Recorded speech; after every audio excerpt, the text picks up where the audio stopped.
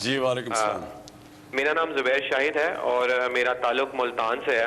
سب سے پہلے میں آپ سے یہ کہنا چاہتا ہوں کہ میں آپ کے ان سپورٹرز میں سے ہوں جنہوں نے آپ کو بڑے ہی دل سے ووٹ دیا ہے فار اے بیٹر چینج. تو میرا سوال یہ ہے کہ اگر موجودہ معاشی اعداد و شمار دیکھے جائیں تو وہ حوصلہ افزا بھی ہیں اور دن بہ دن بہتر بھی ہو رہے ہیں، لیکن مسائل تب حل ہوں گے جب عام آدمی کو ریلیف ملے گا اور مہنگائی ختم ہوگی. تو کیا آئندہ بجٹ میں عام آدمی کے لیے کوئی ریلیف ملے گا؟ مسٹر پرائم منسٹر صاحب، اگر مہنگائی کم نہیں ہو سکتی تو ایٹ لیسٹ عام آدمی کی تنخواہوں میں اتنا اضافہ کر دیا جائے کہ وہ اس مہنگائی سے قابو پا سکے. دوسرا یہ ہے کہ جیسے کہ اپوزیشن کہہ رہی ہے کہ ہم اس زبیر بل کی ایک سوال پوچھا کرو کیونکہ اس کا جواب لمبا ہوتا ہے اور لوگ بہت انتظار کر رہے ہیں. تو ذرا میں آپ کا یہی بہت بڑا سوال ہے آپ کا جو پہلا ہے، تو میں اس کا جواب دیتا ہوں. اچھا جی، بسم اللہ الرحمن الرحیم. میں پہلے تو اپنی ساری قوم سے اس چیز کا ان سب کو ایک یقین دلانا چاہتا ہوں کہ یہ اللہ کا وعدہ ہے کہ ہر مشکل کے بعد وہ آسانیاں پیدا کرتا ہے، اور پھر جب مشکل وقت آتا ہے تو اس میں ہم سے وہ چاہتا ہے کہ ہم صبر کریں. وہ اللہ کو سب سے زیادہ چیز پسند ہے جو انسان مشکل وقت میں صبر کرتا ہے. کیونکہ دیکھیں، میری ساری زندگی سٹرگل میں گزری ہے. کرکٹ 18 سال کی عمر سے پہلی دفعہ کرکٹ پہلے پہنچنے کے لیے پاکستان ٹیم کے اندر، پھر اس ٹیم کے اندر جگہ بنانے کے لیے، پھر اوپر جانے کے لیے. اور پھر جب آپ سٹرگل کریں، مقابلہ کرتے ہیں، تو اس میں ایک چیز آپ نے یاد رکھ لی ہے، زندگی اونچ نیچ کا نام ہے. کبھی زندگی کے اندر کوئی آج پہلے دن اٹھا نہیں اور ایک دم کامیاب نہیں ہوا. یہ فیری ٹیلز میں ہو جاتا ہے، یہ ڈریمز میں ہو جاتا ہے، خواب میں ہو جاتا ہے. لیکن اصل زندگی وہ ہوتی ہے جو آپ تھوڑی سٹرگل کر کے اوپر جاتے ہیں، مشکل وقت آتا ہے، پھر آپ نیچے آتے ہیں، پھر آپ سیکھتے ہیں، جائزہ لیتے ہیں کیا میں نے غلطی کی، محنت کرتے ہیں، پھر انسان اوپر جاتا ہے. جو مشکل وقت میں ہار مان جاتا ہے وہ ہار جاتا ہے. جو مشکل وقت سے سیکھتا ہے، محنت کرتا ہے، وہ اور مضبوط ہو کے اوپر آ جاتا ہے. یہ زندگی کا سائیکل ہے. تو میں صرف آپ کو اس چیز کا کہنا چاہتا ہوں کہ دیکھیں، مشکل وقت پہ گورنمنٹ ملی، یہ آپ کوئی بھی انڈیپینڈنٹ لوگوں سے پوچھ لیں کہ کبھی کسی گورنمنٹ کو اتنے مسئلے مسائل ملے جو ہماری گورنمنٹ کو 2018 میں ملے. میں آپ کو کہہ رہا ہوں نہیں ملے. نہ کبھی اتنا بڑا خسارہ ملا ایکسٹرنل، یعنی جس کو کرنٹ اکاؤنٹ کہتے ہیں، نہ کبھی اتنا بڑا خسارہ ملا انٹرنل جو فسکل ڈیفیسٹ ہے. اور اس کے علاوہ جو قرضوں کا بوجھ پڑا ہوا تھا، بیرونی بھی اندرونی بھی، اور پڑا ہوا ہے ابھی بھی، تو اس کے اندر جس طرح ہمیں یہ کشتی کو لے جانا پڑا، یہ بڑا مشکل کام تھا. لیکن اس میں عوام کو ایک مشکل وقت سے گزرنا پڑنا تھا. دیکھیں نا، ایک گھر ہے، میرے پر قرضے چڑھ جاتے ہیں، میں اپنے قرضوں کی قسطیں بھی دینی ہے، کبھی کوئی بجلی کا بل مانگنے آ رہا ہے، کبھی کوئی کرایہ مانگنے آ رہا ہے، کبھی کوئی اسکول فیس مانگنے آ رہا ہے، تو میں نے وہ قرضے بھی دینے ہیں. اس کے بعد میں نے گھر بھی چلانا ہے. تو کیا کروں گا؟ میں اپنے خرچے کم کروں گا. میں بچوں کو اچھے مہنگے اسکول سے دوسرے اسکول میں لے کے آؤں گا جس میں کم فیس ہے. میں گوشت کی جگہ دال کھانا شروع کر دوں گا. مجھے خرچے تو کم کرنے ہیں نا، کیونکہ میں نے قرضے دینے ہیں. تو لہٰذا جب تک میری آمدنی نہیں بڑھتی، مجھے وہ مشکل وقت سے گزرنا ہے. تو میں پہلے دن سے اپنی قوم کو کہا تھا کہ ہمیں ایک مشکل وقت سے گزرنا پڑے گا. جب ایک ملک بینکرپٹ ہو جائے تو اس کو اپنے آپ کو اٹھانے کے لیے ٹائم چاہیے. لیکن مجھے بڑی خوشی ہے کہ جو اللہ نے کامیابی دی اس وقت پہ، یعنی کوئی بھی اس امید لگا کے نہیں بیٹھا تھا کہ 4% کے قریب، تقریباً 4% گروتھ ریٹ ہوگی. اور بلکہ کئی ماہر سمجھ رہے ہیں جو انڈیپینڈنٹ ہے کہ یہ 4 سے اور اوپر 4.5% پہ بھی پہنچ جائے گا، اس سے بھی اوپر جا سکے. تو اس کا مطلب کہ جو ہم سوچ رہے تھے اور ہمارے مخالف خاص طور پہ سوچ رہے تھے، اس سے بہت تیزی سے اوپر گئے ہم. اس کی کئی وجوہات ہیں، وہ میں بعد میں تفصیل سے آپ کو بتاتا رہوں گا کہ کیا کیا ہم نے قدم اٹھائے. تو ایک تو یہ بہت اس لیے خوشائن چیز ہے جو زبیر آپ نے سوال پوچھا کہ لوگوں کی مشکلات کیا ہیں. 2 ہی مشکلیں ہیں، ایک مہنگائی ہے، دوسری بے روزگاری ہے. یہ 2 مشکل ہیں نا سب سے زیادہ. تو جیسے جیسے آپ کی گروتھ ریٹ بڑھتی ہے، یعنی کہ جب اکانومی کے پہیہ چلنا شروع ہوتا ہے، کنسٹرکشن شروع ہوتی ہے جو ماشاءاللہ ریکارڈ پہ ہے، جب گاڑیاں بننی شروع ہوتی ہیں جو 55% گاڑیوں کا سیل, ٹریکٹروں کا 60% مزید سیل بڑھ گئی ہے, موٹر سائیکلوں کی, جب یہ بننے شروع ہوتے ہیں تو روزگار ملنا شروع ہوتا ہے, لوگوں کے ہاتھ میں پیسہ آتا ہے, تو اس سے پھر نوکریاں ملنی شروع ہوتی ہے, غربت کم ہوتی ہے. تو یہ ایک بہت بڑا پہلا خوشائن قدم آ گیا. وہ دوسری چیز پہ میں بعد میں بات کروں گا, دوسرا سوال, کیونکہ لوگ مہنگائی کا بھی پوچھیں گے کہ اس کا ہم کیا کر رہے ہیں. لیکن یہ جو پہلا اس وقت جو ہماری اپوزیشن جنہوں نے پہلے دن سے کہا کہ نااہل ہیں اور ان کو نکال دینا چاہیے, اور حالانکہ ابھی ہم شروع ہی ہوئے تھے, انہیں پتہ تھا کتنے مسئلے مسائل ہیں, پھر ساتھ ساتھ انہوں نے یہ کہا کہ اگر ہمیں NRO دے دو تو آپ نااہل نہیں ہوں گے, تو اگر آپ NRO نہیں دیں گے تو ہم آپ کی گورنمنٹ نہیں چلنے دیں گے. اور پھر فوج کو, پاکستان کی فوج کو کہتے کہ الیکٹڈ گورنمنٹ کو گرا دو, کہتے جی الیکشن ٹھیک نہیں ہوا, کوئی ثبوت بھی نہیں دیا. ہم نے جب کہا تھا پچھلا الیکشن ٹھیک نہیں, تو ہم نے 4 حلقوں کے باقاعدہ کام کر کے بتایا کہ ان 4 حلقوں میں دھاندلی ہوئی تھی جو چنے تھے. تو وہ اس لیے پھنس گئے ہیں کیونکہ انہوں نے کہا اتنی نااہل حکومت ہے, اب ان کو سمجھ نہیں آ رہی کہ اتنی زیادہ یہ گروتھ ریٹ 4% کے قریب کیسے آ گئی, کیونکہ انہوں نے خود ہی کہا نااہل ہے. اب وہ پھنس گئے ہیں, تو وہ کہتے ہیں جی یہ آپ نے غلط, آپ کی جو اسٹیٹسٹکس ہیں وہی غلط ہیں. انشاءاللہ آگے جو میں پھر سے کہتا ہوں کہ جو اللہ نے ہمیں ایک بڑے مشکل وقت اور امتحان سے گزارا ہے, انشاءاللہ اب اس کے بعد آپ مزید اس ملک کو آگے بڑھتے دیکھیں گے. جی اگلے کالر. السلام علیکم. وعلیکم السلام. جی کون صاحب؟ محمد کلیم بات کر رہا ہوں جی, اسلام آباد سے. جی بات کیجیے. السلام علیکم سر. جی وعلیکم السلام. سر آپ کو تو پہلے میں مبارکباد پیش کرتا ہوں, یہ بہت اچھا سلسلہ آپ نے شروع کیا سر, لوگوں کے مسائل حل ہو رہے ہیں. میرا بھی ایک ایشو ہے سر, یہاں اسلام آباد میں سر ایک federal employees cooperative housing society ہے سر, میں اس کا 2005 سے ممبر ہوں سر. میں نے ساری پیمنٹ جمع کروا دی ہوئی ہے, لیکن یہ سوسائٹی نے ابھی تک مجھے پلاٹ نہیں دیا. 2012 میں سر انہوں نے مجھے الاٹمنٹ ایشو کی, اس کا آگے پلاٹ ہی نہیں تھا. پھر 2017 میں انہوں نے دی مجھے الاٹمنٹ, آگے زمین نہیں تھی سر. میں ڈی سی اسلام آباد سے کئی دفعہ مل چکا ہوں, چیئرمین CDA سے مل چکا ہوں سر. انہوں نے لاسٹ ایئر پھر مجھے الاٹمنٹ ایشو کی ہے, وہاں گئے ہیں تو وہاں زمین ہی نہیں ہے سر. اب آپ کے پاس حاضر ہوا ہوں سر, ریٹائرمنٹ پہ پہنچ چکا ہوں, میرے تو رہنے کے لیے اب کوئی چھت بھی نہیں ہے. جی میں پہلے تو کہوں کہ پاکستان میں ہم پہلی دفعہ ایک کام کرنے لگے ہیں. ہم نے ایک بورڈ بنایا ہے جو فیصلہ کرے گا کہ اتنی زیادہ جو ہاؤسنگ سوسائٹیز بن چکی ہیں ان میں سے کون سی لیگل ہیں. یہ سب ویب سائٹ کے اوپر آئے گی تاکہ لوگوں سے دھوکہ نہ ہو. پہلے تو پتہ چلے لیگل سوسائٹی کون سی ہے, ان کے اوپر پوری چیزیں, پھر ہم کن کنڈیشنز پہ لیگل بنے گی, وہ اگر وہ کنڈیشنز میٹ نہیں کرتی تو اس کو اپروو نہیں کیا جائے گا.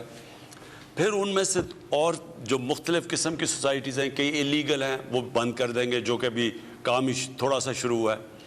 کئی سوسائٹیز ایلیگل بن گئی ہیں لیکن انہوں نے اتنے زیادہ پلاٹ بیچ دیے ہیں کہ وہ اب لوگ وہاں رہنا شروع کر دیے ہیں, تو اس کے لیے ایک اور نظام لے کے آ رہے ہیں. کہنے کا مقصد یہ ہے, جسٹس عظمت جو ہمارے سپریم کورٹ کے چیف جسٹس تھے, ان کے نیچے ہم نے اب ایک کمیٹی بنائی ہے جو باقاعدہ کیٹیگرائز کر رہی ہے. تو آگے سے تاکہ یہ جو حالات نہ ہوں کہ لوگوں کی زمینیں بیچ دیتے ہیں اور ان کے پاس پلاٹس نہیں ہوتے اور پھر پیسے لے کے باہر بھاگ جاتے ہیں, تو اس کو اوائڈ کرنے کے لیے اب اس کے اوپر پورا کریک ڈاؤن کر رہے ہیں. جو جہاں تک آپ کا ایشو ہے میں نے یہاں نوٹ کروا دیا ہے ہمارے ملٹری سیکٹری کو, اور انشاءاللہ ہم آپ کو اس کو رسپانس دیں گے بعد میں. جی اگلے کالر. السلام علیکم. وعلیکم السلام. جی کون صاحب بات کر رہے ہیں؟ میں فیصل آباد سے ڈاکٹر محمد سعید اختر بات کر رہا ہوں. جی ڈاکٹر صاحب. جی میں خارجہ امور کے حوالے سے بات کرنا چاہوں گا. اس سلسلے میں 3 مسائل کی نشاندہی کروں گا. 2 مسائل تو 20ویں صدی کے وقت سے نوآبادیاتی طاقتوں کے پیدا کرتا ہے. ان میں ایک مسئلہ فلسطین ہے. یہ بات قابل اطمینان ہے کہ غزہ میں جنگ بندی ہو گئی ہے, مگر جناب وزیر اعظم اب آگے کیا ہوگا؟ صہیونیوں کی طرف سے فلسطینیوں کے غصب شدہ حقوق کو مستقل طور پر کیسے بحال کرایا جا سکتا ہے, اور پاکستان فلسطینیوں کی قومی تحریک کی مستقل کامیابی کے لیے کیا کردار ادا کر سکتا ہے؟ دوسرا مسئلہ کشمیر ہے. یہ ریجنل کوآپریشن کی راہ میں سب سے بڑی رکاوٹ ہے۔ آپ کی حکومت کا موقف یہ ہے کہ انڈیا جب تک 5 اگست 2019 کے اقدامات واپس نہیں لیتا اس سے کوئی بات چیت نہیں ہو سکتی۔ جناب وزیر اعظم، اگر وہ واپس نہیں لیتا تو پھر پاکستان کی سفارتکاری کیا ہوگی؟ کیا ہم اتنے بڑے ہمسائے سے منہ موڑ کے بیٹھے رہیں گے جبکہ کہا یہ جاتا ہے کہ we can change friend not neighbour? جی، پہلے تو میں کشمیر کے اوپر بات کرتا ہوں، لیکن مسئلہ کشمیر کا اس وقت یہ ہے، اس میں کوئی شک نہیں کہ اگر ہماری ہندوستان سے تعلقات اچھے ہوں، ایک طرف ہمارے پاس چائنا دنیا کی سب سے بڑی مارکیٹ ہے، دوسری طرف ہندوستان جو 1 ارب سے زیادہ آبادی ہے وہ بڑی مارکیٹ ہے، ہماری تجارت شروع ہو جائے، کنیکٹیوٹی ہو جائے، تو یہ تو ساری دنیا میں یہ ثابت ہو چکا ہے۔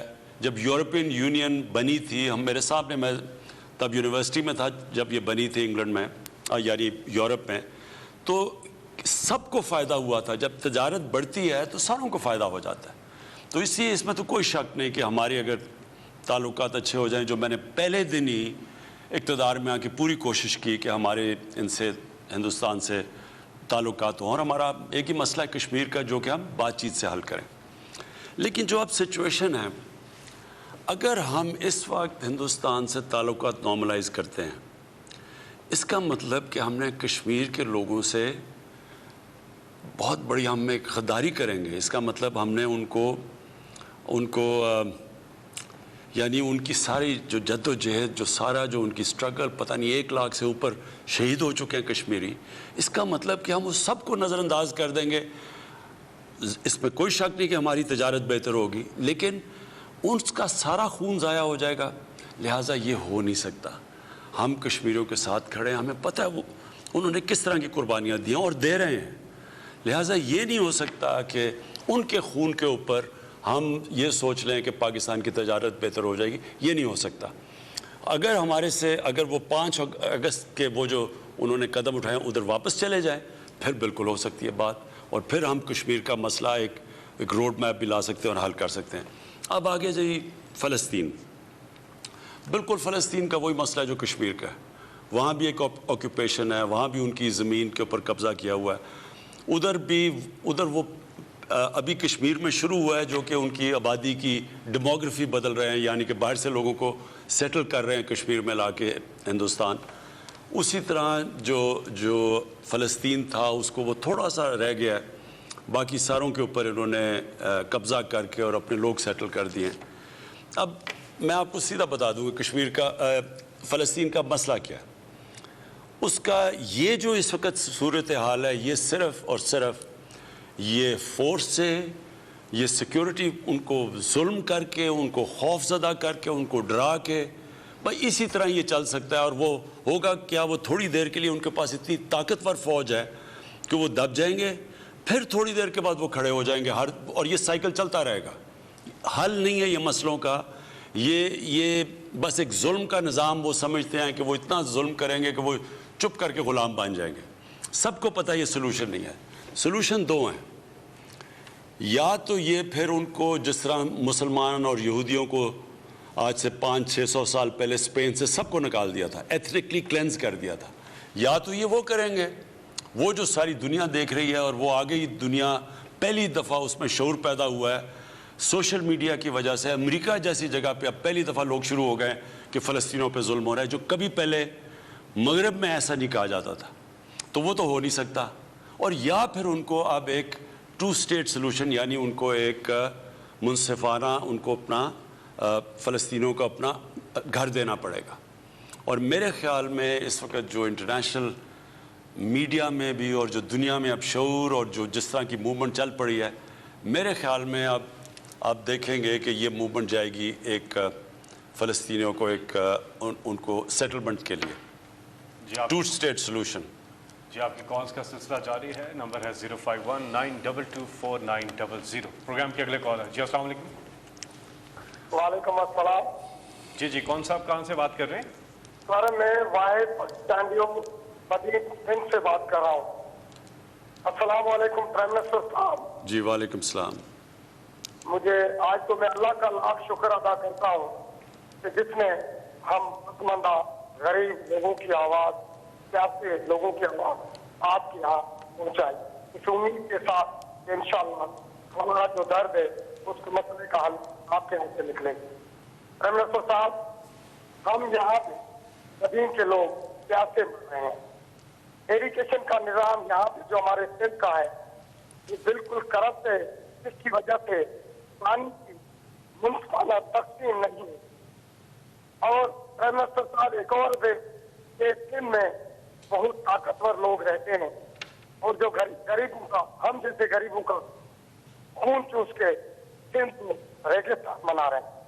پرائم منسٹر صاحب، ہمیں سندھ حکومت سے یہ بولا جاتا ہے کہ پانی وفاق سے نہیں آ رہا، اور ابھی کچھ دن پہلے یہاں پہ الیکشن ہوا تھا، ضمنی الیکشن، جس میں 2 دن پہلے وزیر جو آبادی کا منسٹر ہے اس نے اور ڈائریکٹر سیدھا نے 19 نئے پیوز کا آرڈر کیا ہے، اور ہمیں کہا جاتا ہے کہ ہمارے پاس پانی نہیں ہے. ہم آپ سے یہ اپیل کرتے ہیں پرائم منسٹر صاحب کہ سندھ کے پانی پہ رینجرز کو تعینات کیا جائے. جی پانی کا جو مسئلہ ہے، پانی کا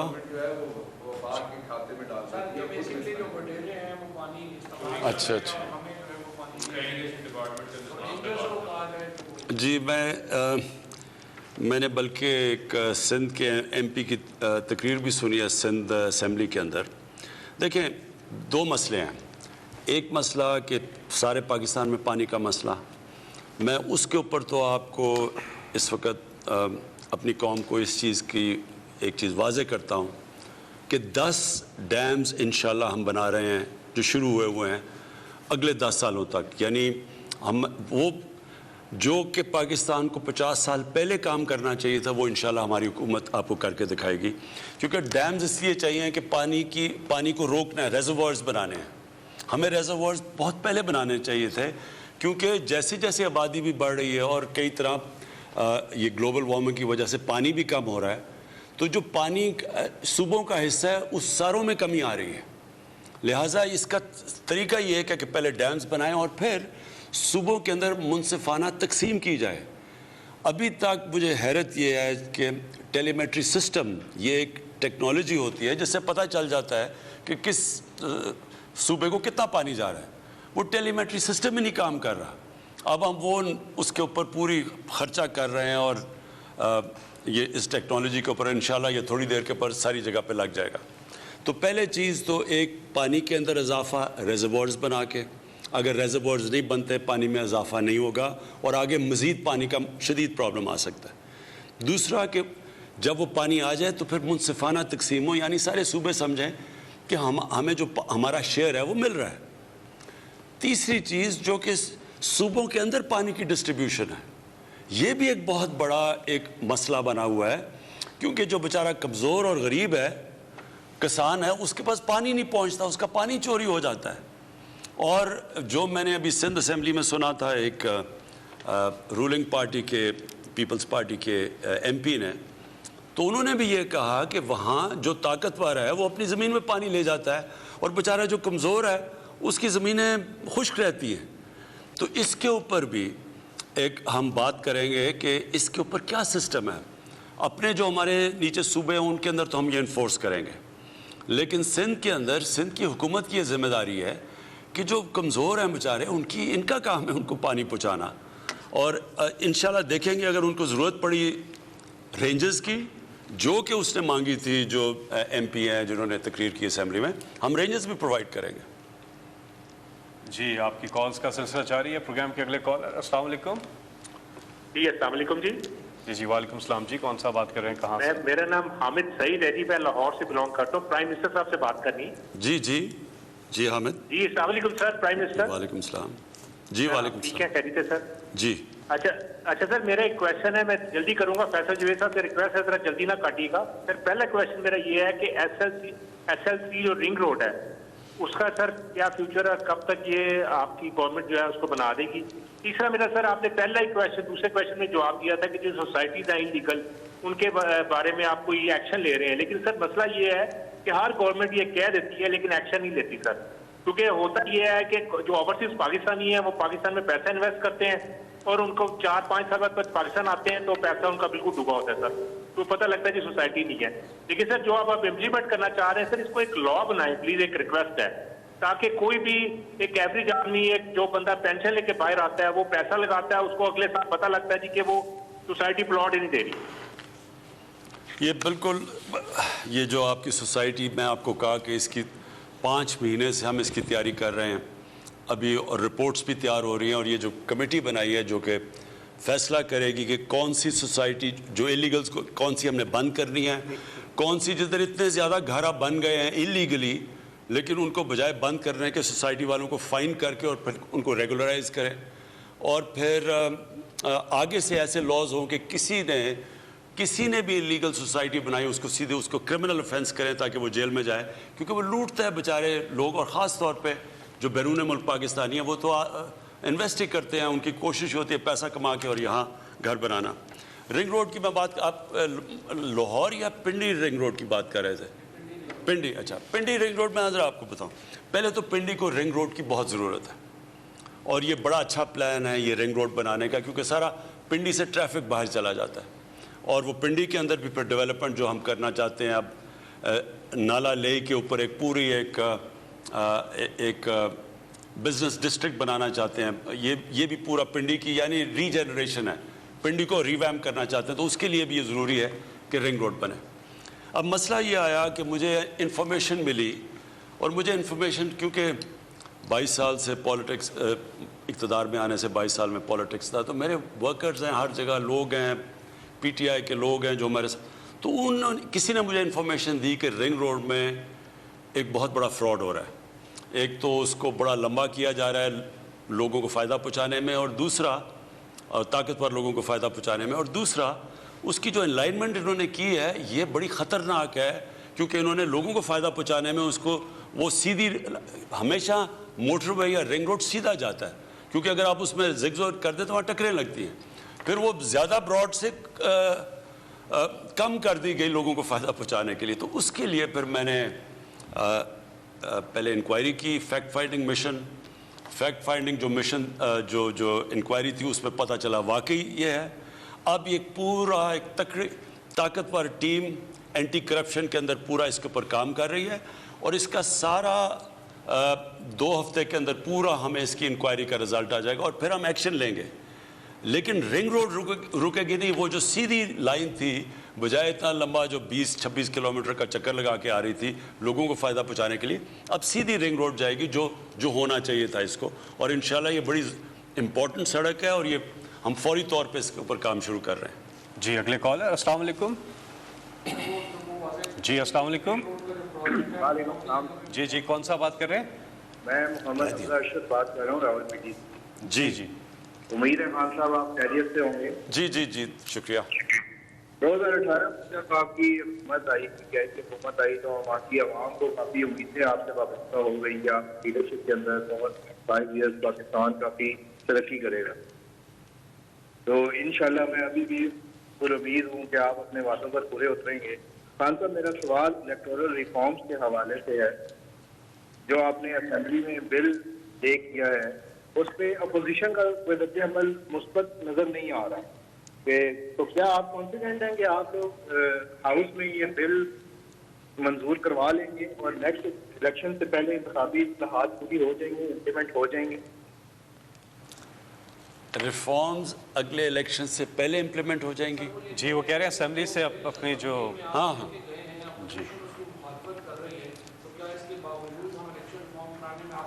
جی میں دیکھیں, میں آپ کو ایک بات بتاتا ہوں.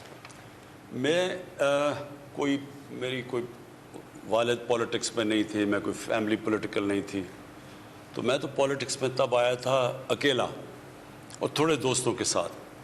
تو میں نے یہ جو ایک بڑے پروسیس سے گزرا ہوں, اس میں مجھے جو تجربہ ملا ہے وہ بہت کم لوگوں کو ایسا تجربہ مل سکتا ہے. کیونکہ دیکھیں جو اصل میں اسٹرگل میں جو آپ سیکھتے ہیں وہی آپ کو مضبوط کر دیتا ہے بڑے چیلنجز لینے کے لیے. مثلا آپ کرکٹ شروع کریں گے تو اسکول کی کرکٹ سے, پھر کلب کی کرکٹ سے, پھر فرسٹ کلاس کرکٹ, پھر ٹیسٹ کرکٹ, وہ سارا وقت آپ کو نئے چیلنجز لیتے لیتے آپ मजबूत होते जाते। तो इस तरह अकेला शुरू किया, पहली इलेक्शन में 0 सीट्स, फिर दूसरी इलेक्शन में 1 सीट, फिर वो जो प्रोसेस था वो आपको बहुत सिखाता है। जो स्ट्रगल है वो असल में जो आपको सिखाती है, वो कभी भी आपको जब सीधी तरह ऊपर बैठा दें कोई सीख नहीं सकता। इसलिए जो बादशाहत है वो हार गई जमहूरियत से, क्योंकि जमहूरी लीडर जो होता है वो एक प्रोसेस के थ्रू आता है। बादशाह मैं जी मेरा बाप का बेटा हूं तो मैं बादशाह बन गया या शहजादा बन गया, तो वो कभी भी मुकाबला नहीं कर सकते एक उस प्रोसेस से जो कि एक स्ट्रगल के जरिए आता है। तो देखें ये जो इस वक्त ऑपोजिशन फिर ये पीडीएम इकट्ठी हो रही है, फिर जा रही है, फिर आ रही है भाई, इनका जो मकसद है ना ये कभी कामयाब नहीं हो सकते। अगर इनका मकसद कौम के लिए हो तो अब तक जितनी मुश्किल हालात से कौम गुजरी है हमारे 2 सालों में, और जो हमारे लिए भी यानी मेरी ज़िंदगी के मुश्किल साल, तो अब तक हमारी गवर्नमेंट गिरा चुके होते हैं। लेकिन इनका मकसद ज़ात पे है। ये सिर्फ़ और सिर्फ इकट्ठे इसलिए हुए हैं, किसी नज़रिए के लिए नहीं, मुल्क के लिए नहीं। जो इनके ऊपर करप्शन केसेस जो हमारे से पहले के लगे हुए हैं, ये हमें चाह रहे हैं कि ब्लैकमेल करके वो करप्शन के केसेस ख़त्म करो। और ये समझते हैं कि अवाम इतनी बेवकूफ़ है कि वो मान जाएगी इनकी बातें कि वो जो 30 साल से हुकूमत कर रहे हैं, 30 साल से जिनकी शक्लें देख रहे हैं, जो साइकिलों पे थे वो आज लैंड क्रूज़र पे आ गए हैं, जो कि जिनकी साइकिलों की दुकान थी उनके लंदन मेफेयर में बेंटले और रोल्स रॉय के अलावा गाड़ी नहीं है। जो उन इलाकों में रह रहे हैं लंदन में, क्योंकि मैं लंदन जानता हूँ, जो वहाँ का कोई बरतानिया का प्राइम मिनिस्टर नहीं रह सकता, और बरतानिया की सालाना आमदनी 50 गुना पाकिस्तान से ज़्यादा है। उनकी 30% हमारी आबादी है और 50 गुना ज़्यादा उनकी सालाना आमदनी है। उनका प्राइम मिनिस्टर ये रहन सहन में रह सकता जो ये सब रहते हैं। तो अगर इनका ख्याल है कि कौम इतनी बेवकूफ़ है कि इनके साथ लग जाएगी, कि इनकी चोरियाँ बचाने के लिए, इनको एनआरओ दिलवाने के लिए, ये पाकिस्तानी कौम को नहीं जानते। ये समझते हैं कि ये सारा वक्त कोई ना कोई ये ड्रामे करके ये आ जाएंगे। इनकी मेरे से आज सुन लें, ये जो आज घबरा के सारे इकट्ठे हुए हैं, इनकी वजह ये है, ये समझ नहीं रहे थे कि ये हुकूमत निकल सकेगी इस माशी क्राइसिस से। ये समझ रहे थे हम डूब जाएंगे। अब ये जो इन्होंने देखा है कि ये जो निकल गई है और आगे मज़ीद, और जो प्रेडिक्ट कर रहे हैं लोग कि ये अब और मज़ीद आगे बढ़ेगा, पाकिस्तान सही रास्ते पर लग गया, एक्सपोर्ट्स बढ़ गई, ये जो सारे इकनॉमिक इंडिकेटर्स हैं वो सही रास्ते पे हैं। अब ये फिर कोशिश करेंगे कुछ, मुझे पूरा शक है ये अभी बजट में भी कोशिश करेंगे, लेकिन ये किसी सूरत जीतेंगे नहीं, क्योंकि ये जिस लिए कोशिश कर रहे हैं, कौम जानती है ये क्या कोशिश कर रहे हैं, कि फिर से इनको चाहिए कि जो इनकी जो 5 उंगलियां घी में थी जो खाते जा रहे थे, इनके ये फिर से वो चाहते हैं, वो होगा नहीं। जी आपकी कॉल्स का सिलसिला जारी है, नंबर आपकी स्क्रीन पर आ रहा है। यहाँ पे हम लेंगे एक ब्रेक के बाद फिर वापस आ सकते ने किसानों के ऊपर कोई इनकी मदद नहीं की, दुनिया आगे निकल गई। दुनिया इसी तरह की ज़मीन अगर उनको मिले और सूरज और पानी मिले तो वो 2 या 3 गुना ज़्यादा पैदावार है। उनकी जो लाइफ स्टॉक है, उनकी जो गायें हैं, वो हमारे से 6 गुना ज़्यादा दूध देती है। तो ये कोई मुश्किल काम नहीं था। ये दुनिया के अंदर सब हमें पता है, ये सारी चीज़ें एक्सपेरिमेंट होती हैं। फिर सीड डेवलपमेंट के आप बीज सही दें लोगों को, तो वो सारा वक्त एक रिसर्च होनी चाहिए। हमारी जो रिसर्च इंस्टीट्यूट थी वो भी नीचे चली गई। तो ये सारा कुछ अब रिवाइव किया जा रहा है। लेकिन हमने जो सबसे पहले काम किया कि हमने किसानों का जो पहले जो गन्ने के ऊपर उनको पैसे मिलते थे, हमने कानून बनाया कि उनको फौरी तौर पे पैसे दिए जाए।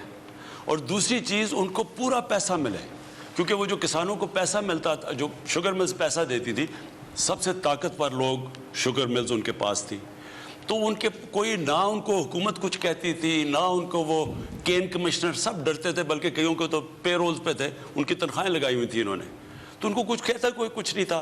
फिर इन्होंने वो कार्टेल्स बनाया हुआ था कंपटीशन कमीशन के अंदर, इन्हीं के इतनी ताकत थी इनकी कि वो भी कुछ नहीं करती थी। इनको तो ये कीमतें ऊपर खुद ही फैसला करते थे कीमत कितनी है, तो लोगों के ऊपर कीमतें भी ऊपर। फिर सट्टा खेला जाता था, यानी चीनी बन चुकी है और उसके ऊपर सट्टा खेला जा रहा है और चीनी की कीमत बढ़ती जा रही है। तो ये हमारी गवर्नमेंट ने आके पहली दफ़ा इसके ऊपर इनको कानून के नीचे लाने की कोशिश की है। उसमें जो किसानों को पैसा मिला, पहली दफ़ा किसानों को पूरा पैसा भी मिला اور ٹائم پہ پیسہ ملا. جب کسانوں کے پاس پیسہ آیا انہوں نے اپنی زمین پہ لگایا. جب زمین پہ لگایا تو آپ کے سامنے میں صرف یہ پڑھنا چاہتا ہوں کہ ریکارڈ فصلیں ہوئی ہیں اس باری پاکستان کی. یعنی یہ کوئی بھی یہ امید نہیں لگا رہا تھا کہ پاکستان جتنی جو ہماری فصلوں کی پیداوار ہوئی ہے وہ گندم کی 8.1 بڑھی, چاول مونگی یعنی 13.6%, شوگر کین چینی 22% اور چھلی 7.4%. یہ جو بڑھی ہیں اس سے کیا ہوا کہ اس سے مزید اور کسانوں کو پیسہ آیا, کیونکہ ان کی بھی کبھی قیمتیں ان کو نہیں ملی جو پہلی دفعہ ملی. لیکن یہ ابھی شروعات ہے. انشاءاللہ جو آگے اب ہم پالیسیز لے کے آ رہے ہیں, اب آپ دیکھتے رہیں گے کہ ہم نے مزید ان کی کیسے مدد کرنی ہے, ٹیکنالوجیز نئی لے کے آنی ہے, بیج ڈیولپ کرنا ہے. اور پھر ایک اور چیز جو ابھی میں مہنگائی کے اوپر علیحدہ بات کروں گا, ایک بہت بڑا مسئلہ یہ ہے کہ جو کسان مثلا سبزیاں اگاتا ہے, جو اپنی پیداوار بھی اگاتا ہے, اس میں جو اس کو کتنا پیسہ ملتا ہے اور جب وہ پیسہ پہنچتا ہے دکانوں میں, شہروں میں, اس میں اتنا زیادہ فرق ہے. یعنی جو محنت کر رہا ہے اس کو بالکل کم پیسہ مل رہا ہے, بیچ میں جو مڈل مین یا آرتی کہتے ہیں وہ 3-4 گنا زیادہ وہ پیسہ کما رہا ہے اور مہنگی چیزیں مل رہی ہیں شہروں کے اندر. تو اب ہم کرنے کیا لگے, اور یہ چائنیز نے یہ ہم نے ادھر دیکھا تھا جا کے, ہم کرنے کیا لگے کہ ہم ڈائریکٹلی کسان اور اس کو سیدھا پہنچا رہے ہیں ریٹیل پہ جو چائنا میں ہوتا ہے, اور اس میں انفارمیشن ٹیکنالوجی کا فائدہ اٹھا رہے ہیں. تو یہ ایک ورچوئل مارکیٹس بنا رہے ہیں, اور ایک وہ اور ایک پھر سٹوریج. جب کسان کو اس کو مشکل یہ ہوتی ہے کہ وہ جلدی جلدی اپنی چیزیں سستی بیچتا ہے کیونکہ وہ خراب ہونی ہوتی ہیں, اس کے لیے سٹوریج چاہیے. ہم نے ابھی فیصلہ کیا ہے کہ ہم انشاءاللہ 900 نئی سٹوریج فیسلٹیز بنا رہے ہیں پاکستان میں, تاکہ کسانوں اپنی ان کو چیز بھی رکھ سکے اور ٹائم پہ بیچے تاکہ ان کو قیمت ملے. اور پھر ٹرانسپورٹیشن کے اوپر بھی محنت کریں, جو چائنیز نے کیا تھا کہ ٹرانسپورٹیشن ایسی ہو کہ ان کی فصلیں, فروٹ, پھل اور یہ جو سبزی یہ ضائع نہ ہو. اور اس کے لیے یہ بڑا ضروری ہے کہ سٹوریج بھی ہو, ٹرانسپورٹیشن بھی ہو. ہمارا کئی اندازہ لگا جاتا ہے کہ 30% ہمارا پھل ضائع ہو جاتا ہے, 30% سبزیاں ضائع ہو جاتی ہیں. اور اس کے ایک اور بھی طریقہ ہے کہ فوڈ پروسیسنگ, یعنی ہم وہ اب چھوٹے چھوٹے فوڈ پروسیسنگ لگانے لگے ہیں. اس کے لیے ہم قرضے بھی دیں گے بڑے بڑے سستے, تاکہ یہ میکسیمم بینیفٹ کسان کو ملے. جتنا کسان کو فائدہ ہوگا اتنا زیادہ وہ پیسہ اپنی زمین پہ لگائے, اتنی زیادہ پیداوار بڑھے گی. جی اگلے کالر ہمارے ساتھ. السلام علیکم. جی وعلیکم السلام. جی کون بات کر رہی ہیں, کہاں سے؟ جی میں تبسم فیصل بات کر رہی ہوں, لاہور. جی آپ کا کیا سوال ہے پرائم منسٹر صاحب سے؟ جی فرسٹ آف آل میں آپ کی گڈ ایفرٹس کو اپریشیٹ کرنا چاہوں گی, کیونکہ اس مشکل وقت میں آپ جیسا لیڈر ہمارے لیے اللہ تعالیٰ کی بہت بڑی بلیسنگ ہے. باقی میرا کوشچن جو ہے وہ ہمارے ہیلتھ سسٹم سے ریلیٹڈ ہے. آپ کی حکومت جو ہیلتھ سسٹم میں ریفارمس لے کر آ رہے ہیں وہ بہت اچھی ہیں, لیکن اس میں جو ہیلتھ کارڈ دیا جا رہا ہے تو کیا یہ واقعی میں جو ہے وہ اپلیکیبل ہے؟ کیونکہ ہاسپٹلس میں جب عوام یہ لے کر جاتے ہیں تو اس کو وہ رسپانس نہیں دیا جاتا. میں ابھی کیونکہ ابھی پنجاب میں عادت نہیں پڑی, کیونکہ یہ سب سے پہلے ہیلتھ کارڈ ہم نے پختونخوا میں لے کے آئے تھے, تو وہاں لوگوں کو سمجھ آ گئی ہیلتھ کارڈ کیا ہے. تو میں صرف آپ کو یہ پختونخوا کا بتانا چاہتا ہوں کہ انہوں نے جو صرف فیسلٹی کا فائدہ اٹھایا ہیلتھ کارڈ کا پختونخوا کے اندر, وہ 10 ارب روپیہ ہے. یعنی 10 ارب روپے کی فیسلٹی ہیلتھ کارڈ پہ وہ یوٹیلائز کر چکے ہیں, کیونکہ وہ لوگوں کو عادت پڑ گئی ہے. یہ کسی کو ابھی سمجھ ہی نہیں آ رہی کہ ہیلتھ کارڈ یہ کتنی بڑی اللہ کی نعمت ہے. مطلب یہ کہ آپ کے پاس پختونخوا میں 10 لاکھ روپیہ ایک ہیلتھ انشورنس ایک خاندان کو ہے. وہ کسی بھی گورنمنٹ ہاسپٹل میں جا کے 10 لاکھ روپے تک اپنا علاج کروا سکتے ہیں. پنجاب نے ابھی تک 2 ڈویژنز میں کر دیا ہے, ساہیوال اور ڈی جی خان ڈویژن میں انہوں نے سب کو ہیلتھ کارڈ دے دیا ہے, اور وہ سال کے اینڈ تک سارے پنجاب کے ضلعوں کے اندر یہ ہیلتھ کارڈ پہنچ جائے گا اس سال کے اینڈ تک، اور اس سے ہوگا انہوں نے 7,30,000 روپیہ ہر ہیلتھ کارڈ پہ رکھا ہے، لیکن اگر مزید اور ضرورت پڑے ہاسپٹل میں تو 3 لاکھ تک اور وہ دیں گے پنجاب گورنمنٹ۔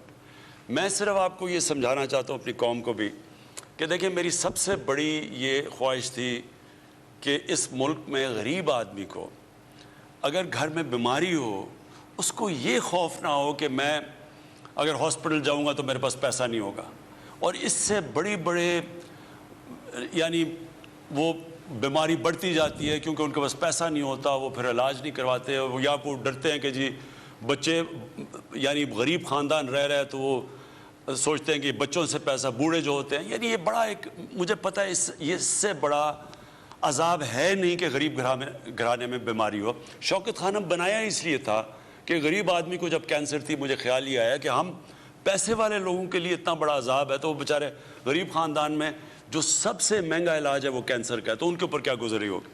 تو دیکھیں یہ صرف یہ ہیلتھ کارڈ نہیں ہے، یہ ایک ہیلتھ سسٹم ہے، یہ ہیلتھ کارڈ ہیلتھ سسٹم ہے۔ اور وہ کیسے؟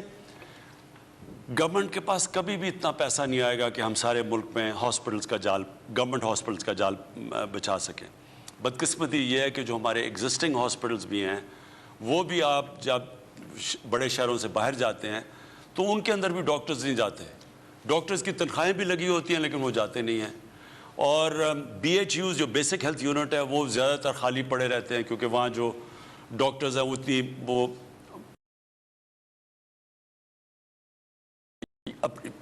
لہٰذا اس کا ایک ہی طریقہ ہے کہ پرائیویٹ سیکٹر آئے۔ پرائیویٹ سیکٹر کیوں نہیں آتا؟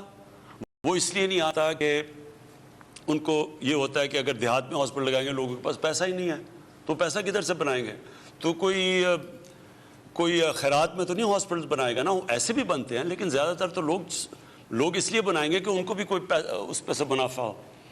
تو ہیلتھ کارڈ ایک ایسی چیز آ گئی ہے کہ وہ سارے غریب لوگوں کے پاس اب ہیلتھ کارڈ ہوگا، کوئی بھی کسی ہسپتال میں جا کے اپنا علاج کروا سکتا ہے ہیلتھ کارڈ دے کے، ہیلتھ انشورنس دے کے۔ اس کی وجہ سے پرائیویٹ سیکٹر آئے گا۔ اب پرائیویٹ سیکٹر کے لیے اس بجٹ کے اندر ہم کیا کرنے لگے ہیں، جتنی بھی ہیلتھ ایکوپمنٹ ہے یعنی ہاسپٹلس کے لیے جو بھی ایکوپمنٹ آپ نے باہر سے امپورٹ کرنی ہے جو پاکستان میں نہیں بنتی وہ ڈیوٹی فری ہوگی، کسی قسم کا ہم اس کے اوپر ٹیکس نہیں چارج کریں گے۔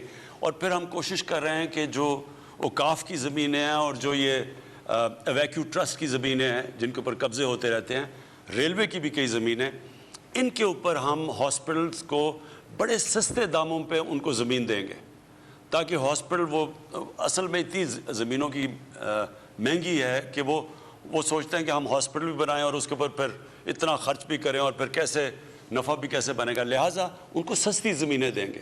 سستی زمینیں، ڈیوٹی فری ایکوپمنٹ اور ہیلتھ کارڈ، یہ انشاءاللہ آنے والے دنوں میں آپ دیکھیں گے کہ پاکستان میں ہاسپٹلس کا، پرائیویٹ ہاسپٹل کا جال پھیل جائے گا اور وہ ہمارا ہیلتھ سسٹم ہوگا۔ بہت بہت شکریہ پرائم منسٹر صاحب، بڑی تفصیل سے آپ نے ہیلتھ کارڈ کے حوالے سے آگاہ کیا۔ ایک اور بات ہے کہ جو آپ کا شناختی کارڈ ہے وہی آپ کا ہیلتھ کارڈ ہے۔ بہت سے لوگ کنفیوز ہوتے ہیں کہ ہیلتھ کارڈ ہے کہاں، تو آپ کا شناختی کارڈ جو ہے وہی آپ کا ہیلتھ کارڈ ہے، وہ جب آپ ہاسپٹل لے کے جائیں گے تو اسی سے آپ کو یہ فیسلٹی ملے گی۔ پروگرام کے پختونخوا میں ابھی پنجاب میں، کیونکہ جب تک سارے پنجاب میں نہیں پہنچتا تو ابھی صرف 2 ڈویژن ہوئے ہیں، لیکن پختونخوا کے اندر جو آپ کا آئی ڈی کارڈ ہے وہ آپ کا ہیلتھ کارڈ ہے۔ جی پروگرام کے اگلے کالر، السلام علیکم، آپ کی کالز کا سلسلہ جاری ہے، نمبر آپ کی اسکرین پر بھی آ رہا ہے 0519224900۔ جی السلام علیکم۔ ہیلو جی السلام علیکم۔ جی السلام علیکم۔ وعلیکم السلام، کون صاحب کہاں سے بات کر رہے ہیں؟ جی محمد شہزاد بات کر رہا ہوں چیچا وطنی سے۔ جی میرا وزیر صاحب سے سوال ہے کہ جو معاشی اشاریے اور محصولات میں بہتری آئی ہے اور FBR کی وجہ سے ریکارڈ وصولی میں ریکارڈ اضافہ ہوا ہے، تو آپ نے اپنے وزیر صاحب نے اپنی ٹیم کو مبارکباد کی دی ہے، لیکن جو غیر جانبدار تجزیہ نگار ہیں اور سیاسی جو اپوزیشن والے ہیں یہ تو اس بات کو ماننے کے لیے تیار نہیں ہے اور مان نہیں رہے اس بات کو۔ کیا ہمیں یہ وصولات جو ہیں یہ عارضی تو نہیں ہیں یا ہمیں پھر اس سے IMF کے پاس جانا پڑے گا؟ کیا مانتے نہیں ہیں یا ماننے کے لیے تیار نہیں ہیں؟ یہ دو فرق چیزیں ہیں. کہہ رہے کہ ماننا چاہتے نہیں ہیں. اچھا میں آپ کو بتاؤں, دیکھیں پہلے تو FBR کا میں کہہ دوں, یہ پاکستان کی تاریخ میں ریکارڈ ہوا ہے, ریکارڈ کلیکشن ہے. کبھی ہمارے ملک میں 4,000 ارب روپے سے زیادہ ٹیکس کلیکٹ نہیں ہوا. اور یاد رکھیں یہ کرونا کا کافی نقصان ہوا ہے. ہمیں کیا, ساری دنیا میں کرونا کی وجہ سے نقصان ہوا ہے. وہ اللہ کا کرم ہے کہ پاکستان نے, اور میں اپنی NCOC ٹیم جو ہماری, جس نے بڑا ڈیٹا بیسڈ انالیسز کیا اور انہوں نے بڑے زبردست قسم کا ہمیں گائیڈ کیا سارے ملک میں, ہر چیز دیکھ کے جو ہم نے وہ سائنٹیفکلی ہم نے جو فیصلے کیے, اللہ کا کرم ہے کہ دنیا میں آپ دیکھ لیں کہ پاکستان سب سے بہترین طریقے سے نکلا ہے کرونا میں. لیکن ہم نے یہ بھی کیا کہ ہم نے اپنے لوگوں کو بچایا. لاک ڈاؤن سے جو غربت بڑھتی ہے, جو ہندوستان میں آج حال ہے اور دنیا میں بھی, ہم نے کافی طور اپنے لوگوں کو اس سے ان کی حفاظت کی, ان کو بچایا اس سے. اب اس کے باوجود اگر ہماری آج ٹیکس کلیکشن, اور میں ایگزیکٹ فگر ابھی آ رہا ہے اور 1-2 دن اور بھی ہیں, اور وہ مجھے FBR کہہ رہی ہے کہ ابھی اور بھی بڑھ رہے ہیں تیزی سے, لیکن 4,143 ارب روپے کا اب تک ٹیکس کلیکشن ہوئی ہے. یہ ریکارڈ ہے. اور میرا ایمان ہے کہ جس وقت ہمارا ایک آٹومیشن پہ جا رہی ہے, وہ اس کے اوپر بڑی دیر سے 2.5 سال سے لگے ہوئے تھے کہ یعنی کمپیوٹرائز کریں ساری ٹیکس کلیکشن, یعنی ٹیکس کلیکٹر کا اور عوام کا کانٹیکٹ نہ ہو, صرف ایک آٹومیشن کے ذریعے ہو, جو کہ ایڈوانس دنیا میں ہو چکا ہے. بدقسمتی سے اب تک بڑی کوششیں ہوئی ہیں لیکن آٹومیشن ہونے ہی نہیں دی. میں یہ ہوئی نہیں, ہونے نہیں دی, کیونکہ اب لوگ ڈرتے ہیں. جنہوں نے ایک کرپٹ سسٹم سے فائدہ اٹھا رہے تھے, وہ چاہتے نہیں ہیں یہ ہو. مثلا یوٹیلیٹی سٹورز کے اندر بڑی دیر سے کوشش ہو رہی تھی آٹومیشن کی, وہ اندر سے لوگ اس کو کوئی کیس کر کے اسٹے آرڈر لے لیتے تھے. تو اب مجھے یہ ایشورٹی دی گئی ہے کہ انشاءاللہ یہ جولائی اگست کے اندر آٹومیشن پہ چلے جائے گا. اگر آٹومیشن ہوگی اور ٹریک اینڈ ٹریس سسٹم آ گیا, یعنی ہمارا یہ جو بڑا آف بکس ایسا بکتا ہے, یعنی بلیک میں جو پورا شو نہیں کرتے کہ مثلا اگر 100 یونٹس پروڈیوس کیے ہیں تو وہ صرف دکھاتے ہیں 60 ہوئے یا 40 ہوئے یا کئی کم بھی, کئی تو بالکل ہی نہیں بتاتے, اور باقی وہ سارا بلیک میں یعنی ٹیکس اس کے اوپر دیتے نہیں ہیں. یہ جو ہمارا نیا آٹومیشن سے ٹریک اینڈ ٹریس سسٹم ہوگا, اس سے سب کچھ واضح ہو جائے گا. اور میرا یہ مان ہے کہ اس سے ہماری ٹیکس کلیکشن اور بہت اوپر چلی جائے گی. جیسے ہماری ٹیکس کلیکشن بڑھے گی, آپ دیکھیں گے یہ جو قرضوں کا بوجھ ہے یہ کم ہوتا جائے گا, اور ہمارے پاس زیادہ پیسہ ہوگا خرچ کرنے کے لیے اپنے لوگوں کے اوپر. جی یہاں پہ ہم وقفہ لیتے ہیں, ہیڈ لائنز کا ٹائم ہے, اس کے بعد پھر واپس آتے ہیں. آپ کالز کر رہے ہیں, نمبر آپ کی ملتے ہیں بریک کے بعد. گزارش ہے کہ اب ہمیں دوبارہ ریگولائز کیا جائے, پرماننٹ ڈیوٹی پہ بحال کیا جائے, اور ہمیں پے بھی اپنی ادا کی جائے. سمجھ نہیں آئی مجھے. جی اسی دوران اگلے کالر بھی ہمارے ساتھ ہیں, ان سے بھی بات کر لیتے ہیں. جی السلام علیکم. وعلیکم السلام. جی کون سا بات کر رہے ہیں؟ میرا نام سید وسیم احمد ہے, Karachi component master electrical services کا بزنس چلاتا ہوں. جی میرے پاس سوال تو نہیں ہے, لیکن میں ایک سجیشن دینا چاہتا ہوں ملک و قوم کی بہتری کے لیے. جی ایک مشہور مفکر کا قول ہے کہ اگر آپ کا منصوبہ 1 سال کے لیے ہے تو فصل اگائیے, اگر آپ کا منصوبہ 5 سال کے لیے ہے تو درخت لگائیے, اور اگر آپ کا منصوبہ 100 سال یا ہمیشہ کے لیے ہے تو انسان اٹھائیے. 1980s میں پروفیسر ہارورڈ گارڈنر نے ریسرچ پیش کی کہ انسانوں کی ذہانت کے اعتبار سے 8 اقسام یا پرسنالٹی ٹریٹ ہوتی ہیں. وہ وربل ہوتے ہیں, لنگوسٹک یا لاجیکل ہوتے ہیں, کائنیٹک ہوتے ہیں, یا میوزیکل ہو سکتے ہیں, اور انگلیوں کے نشانات سے اس کی شخصیت یا پرسنالٹی ٹریٹ کا پتہ چل سکتا ہے. یہ ڈرمیٹوگلائفک ملٹیپل انٹیلیجنس ٹیسٹ کہلاتا ہے, اور آج کل کئی ملکوں میں بچوں کے اسکول میں داخلے کے وقت بایو میٹرک کے ذریعے پرسنالٹی ٹریٹ کے مطابق کلاسیفیکیشن کر لی جاتی ہے. آپ کے ڈیجیٹلائزیشن کے ویژن اور دلچسپی کو دیکھ کر یہ ہمت پیدا ہوئی ہے کہ تجویز پیش کی جائے کہ اگر ہمارے یہاں بھی بچوں کو اسکول میں داخلے کے وقت ڈیجیٹائز بایو میٹرک کے ذریعے پرسنالٹی ٹریٹ کے مطابق گروپنگ کر لی جائے تو نہ صرف بچے تعلیم میں چوکڑیاں بھرتے ہوئے پڑھیں گے, کیونکہ ان کا ایمبیشن ہوگا, اس کے ایمبیشن کے مطابق ہم ان کو پڑھا رہے ہوں گے, بلکہ ان کے تعلیمی اخراجات, وقت اور کوششوں میں بھی खातर ख्वाह कमी वाक़ई होगी और नतीजतन हुकूमत को पहले से मालूम होगा कि इस सिस्टम के ज़रिए से अगले चंद सालों में मुल्क को कितने इंजीनियर, कितने खिलाड़ी, कितने फौजी, कारोबारी या फनकार तैयार मिलेंगे। जी बहुत बहुत शुक्रिया, आपकी तजवीज़ नोट कर ली है। अगले कॉलर हमारे साथ। जी अस्सलाम वालेकुम। जी अस्सलाम वालेकुम। अस्सलाम वालेकुम। जी वालेकुम सलाम। जी कौन सा है, कहाँ से बात कर रही हैं? जी मेरा नाम फरादीपा है और मेरा ताल्लुक KPK से है, मोहल्ला शावली कितार की सखवानी बाजार। सर जी हमारी गली का बुरा हाल है, टूटी फूटी हुई है, मरम्मत कोई नहीं हो रही, साल से ज्यादा अर्सा हो गया है। आज तक कोई MNA नहीं आया, MPA नहीं आया कि आके कोई जहमत गवारा करे और बुजुर्ग हजरात भी गिर रहे हैं, बच्चे भी गिर रहे हैं और प्लीज आपसे रिक्वेस्ट है कि हमारी गली की मरम्मत हो जाए।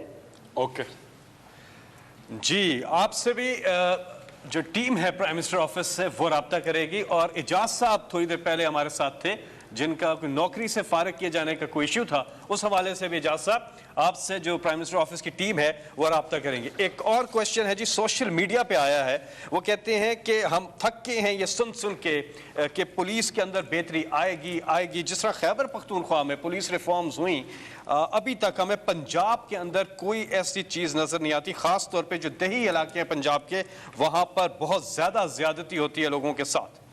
इस हवाले से वो कह रहे हैं कि कब तक पुलिस रिफॉर्म्स पंजाब के अंदर आएंगी? प्राइम मिनिस्टर साहब देखें, एक इदारे को बनाना टाइम लगता है। आप एक इदारे को, एक नया इदारा खड़ा होना बड़ी जल्दी हो जाता है। एक इदारा जो ख़राब हो चुका है उसको ठीक करना सबसे मुश्किल काम है।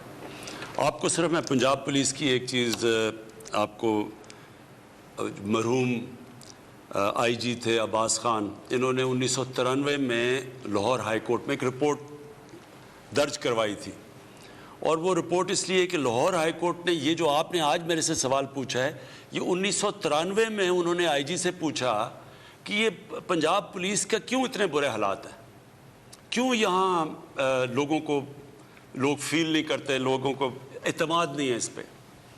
तो वो रिपोर्ट काफ़ी बड़ी उन्होंने रिपोर्ट दी थी। उसके अंदर मैं सिर्फ आपको एक पढ़ के, मेरे ख्याल में पेज 18 पे एक वो पैराग्राफ था।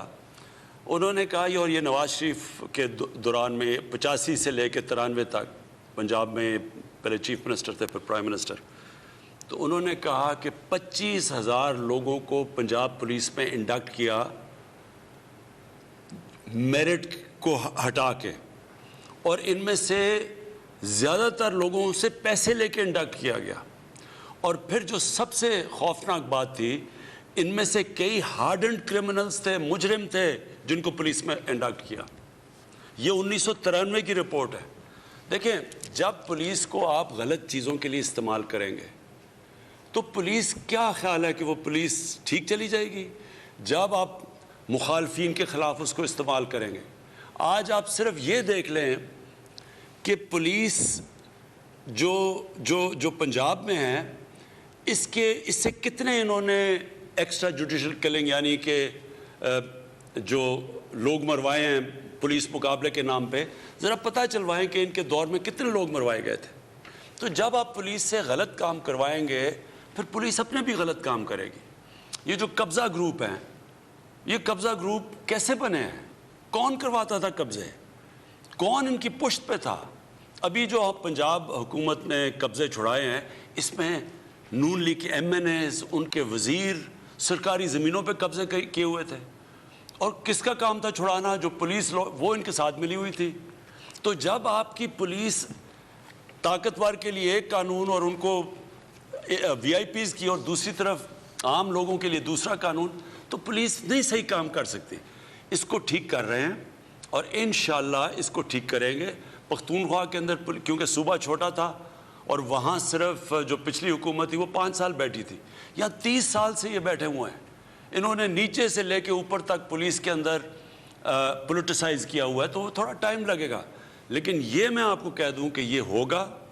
यही पंजाब की पुलिस की उसी तरह लोग तारीफ़ें करेंगे जो एक वक्त पे पख्तूनख्वा की पुलिस की कर रहे थे। जी हमारे साथ एक कॉलर हैं। जी अस्सलाम वालेकुम। السلام علیکم جی. جی جی وعلیکم السلام. جی میں فریدہ بات کر رہی ہوں سر, آپ کیسے ہیں؟ ٹھیک ہے جی جی, کیا سوال ہے آپ کا؟ جی میرا سوال ہے جی, میں ایک میں ہوں اوورسیز پاکستانی ہوں. میں نے 91 میں ایک پلاٹ خریدا تھا G11-2 میں, اور میں جب باہر چلی گئی تو اس پہ قبضہ ہو گیا. جب میں واپس آئی تو مجھے پتا چلا کہ CDA اور فیڈرل ہاؤس فاؤنڈیشن تھی کوئی, انہوں نے مل کے کسی اور کو بیچ دیا. جب میں ان اداروں کے پاس گئی تو انہوں نے آئیں بائیں شائیں کر کے مجھے ٹال دیا, اور اسی طرح سے دوسرے اداروں میں بھی گئی, وفاقی محتسب میں بھی گئی, انہوں نے بھی مجھے آئیں بائیں شائیں کر کے ٹال دیا. تو میں چاہ رہی ہوں جناب اگر مجھے یہ میرا گھر واپس مل جائے.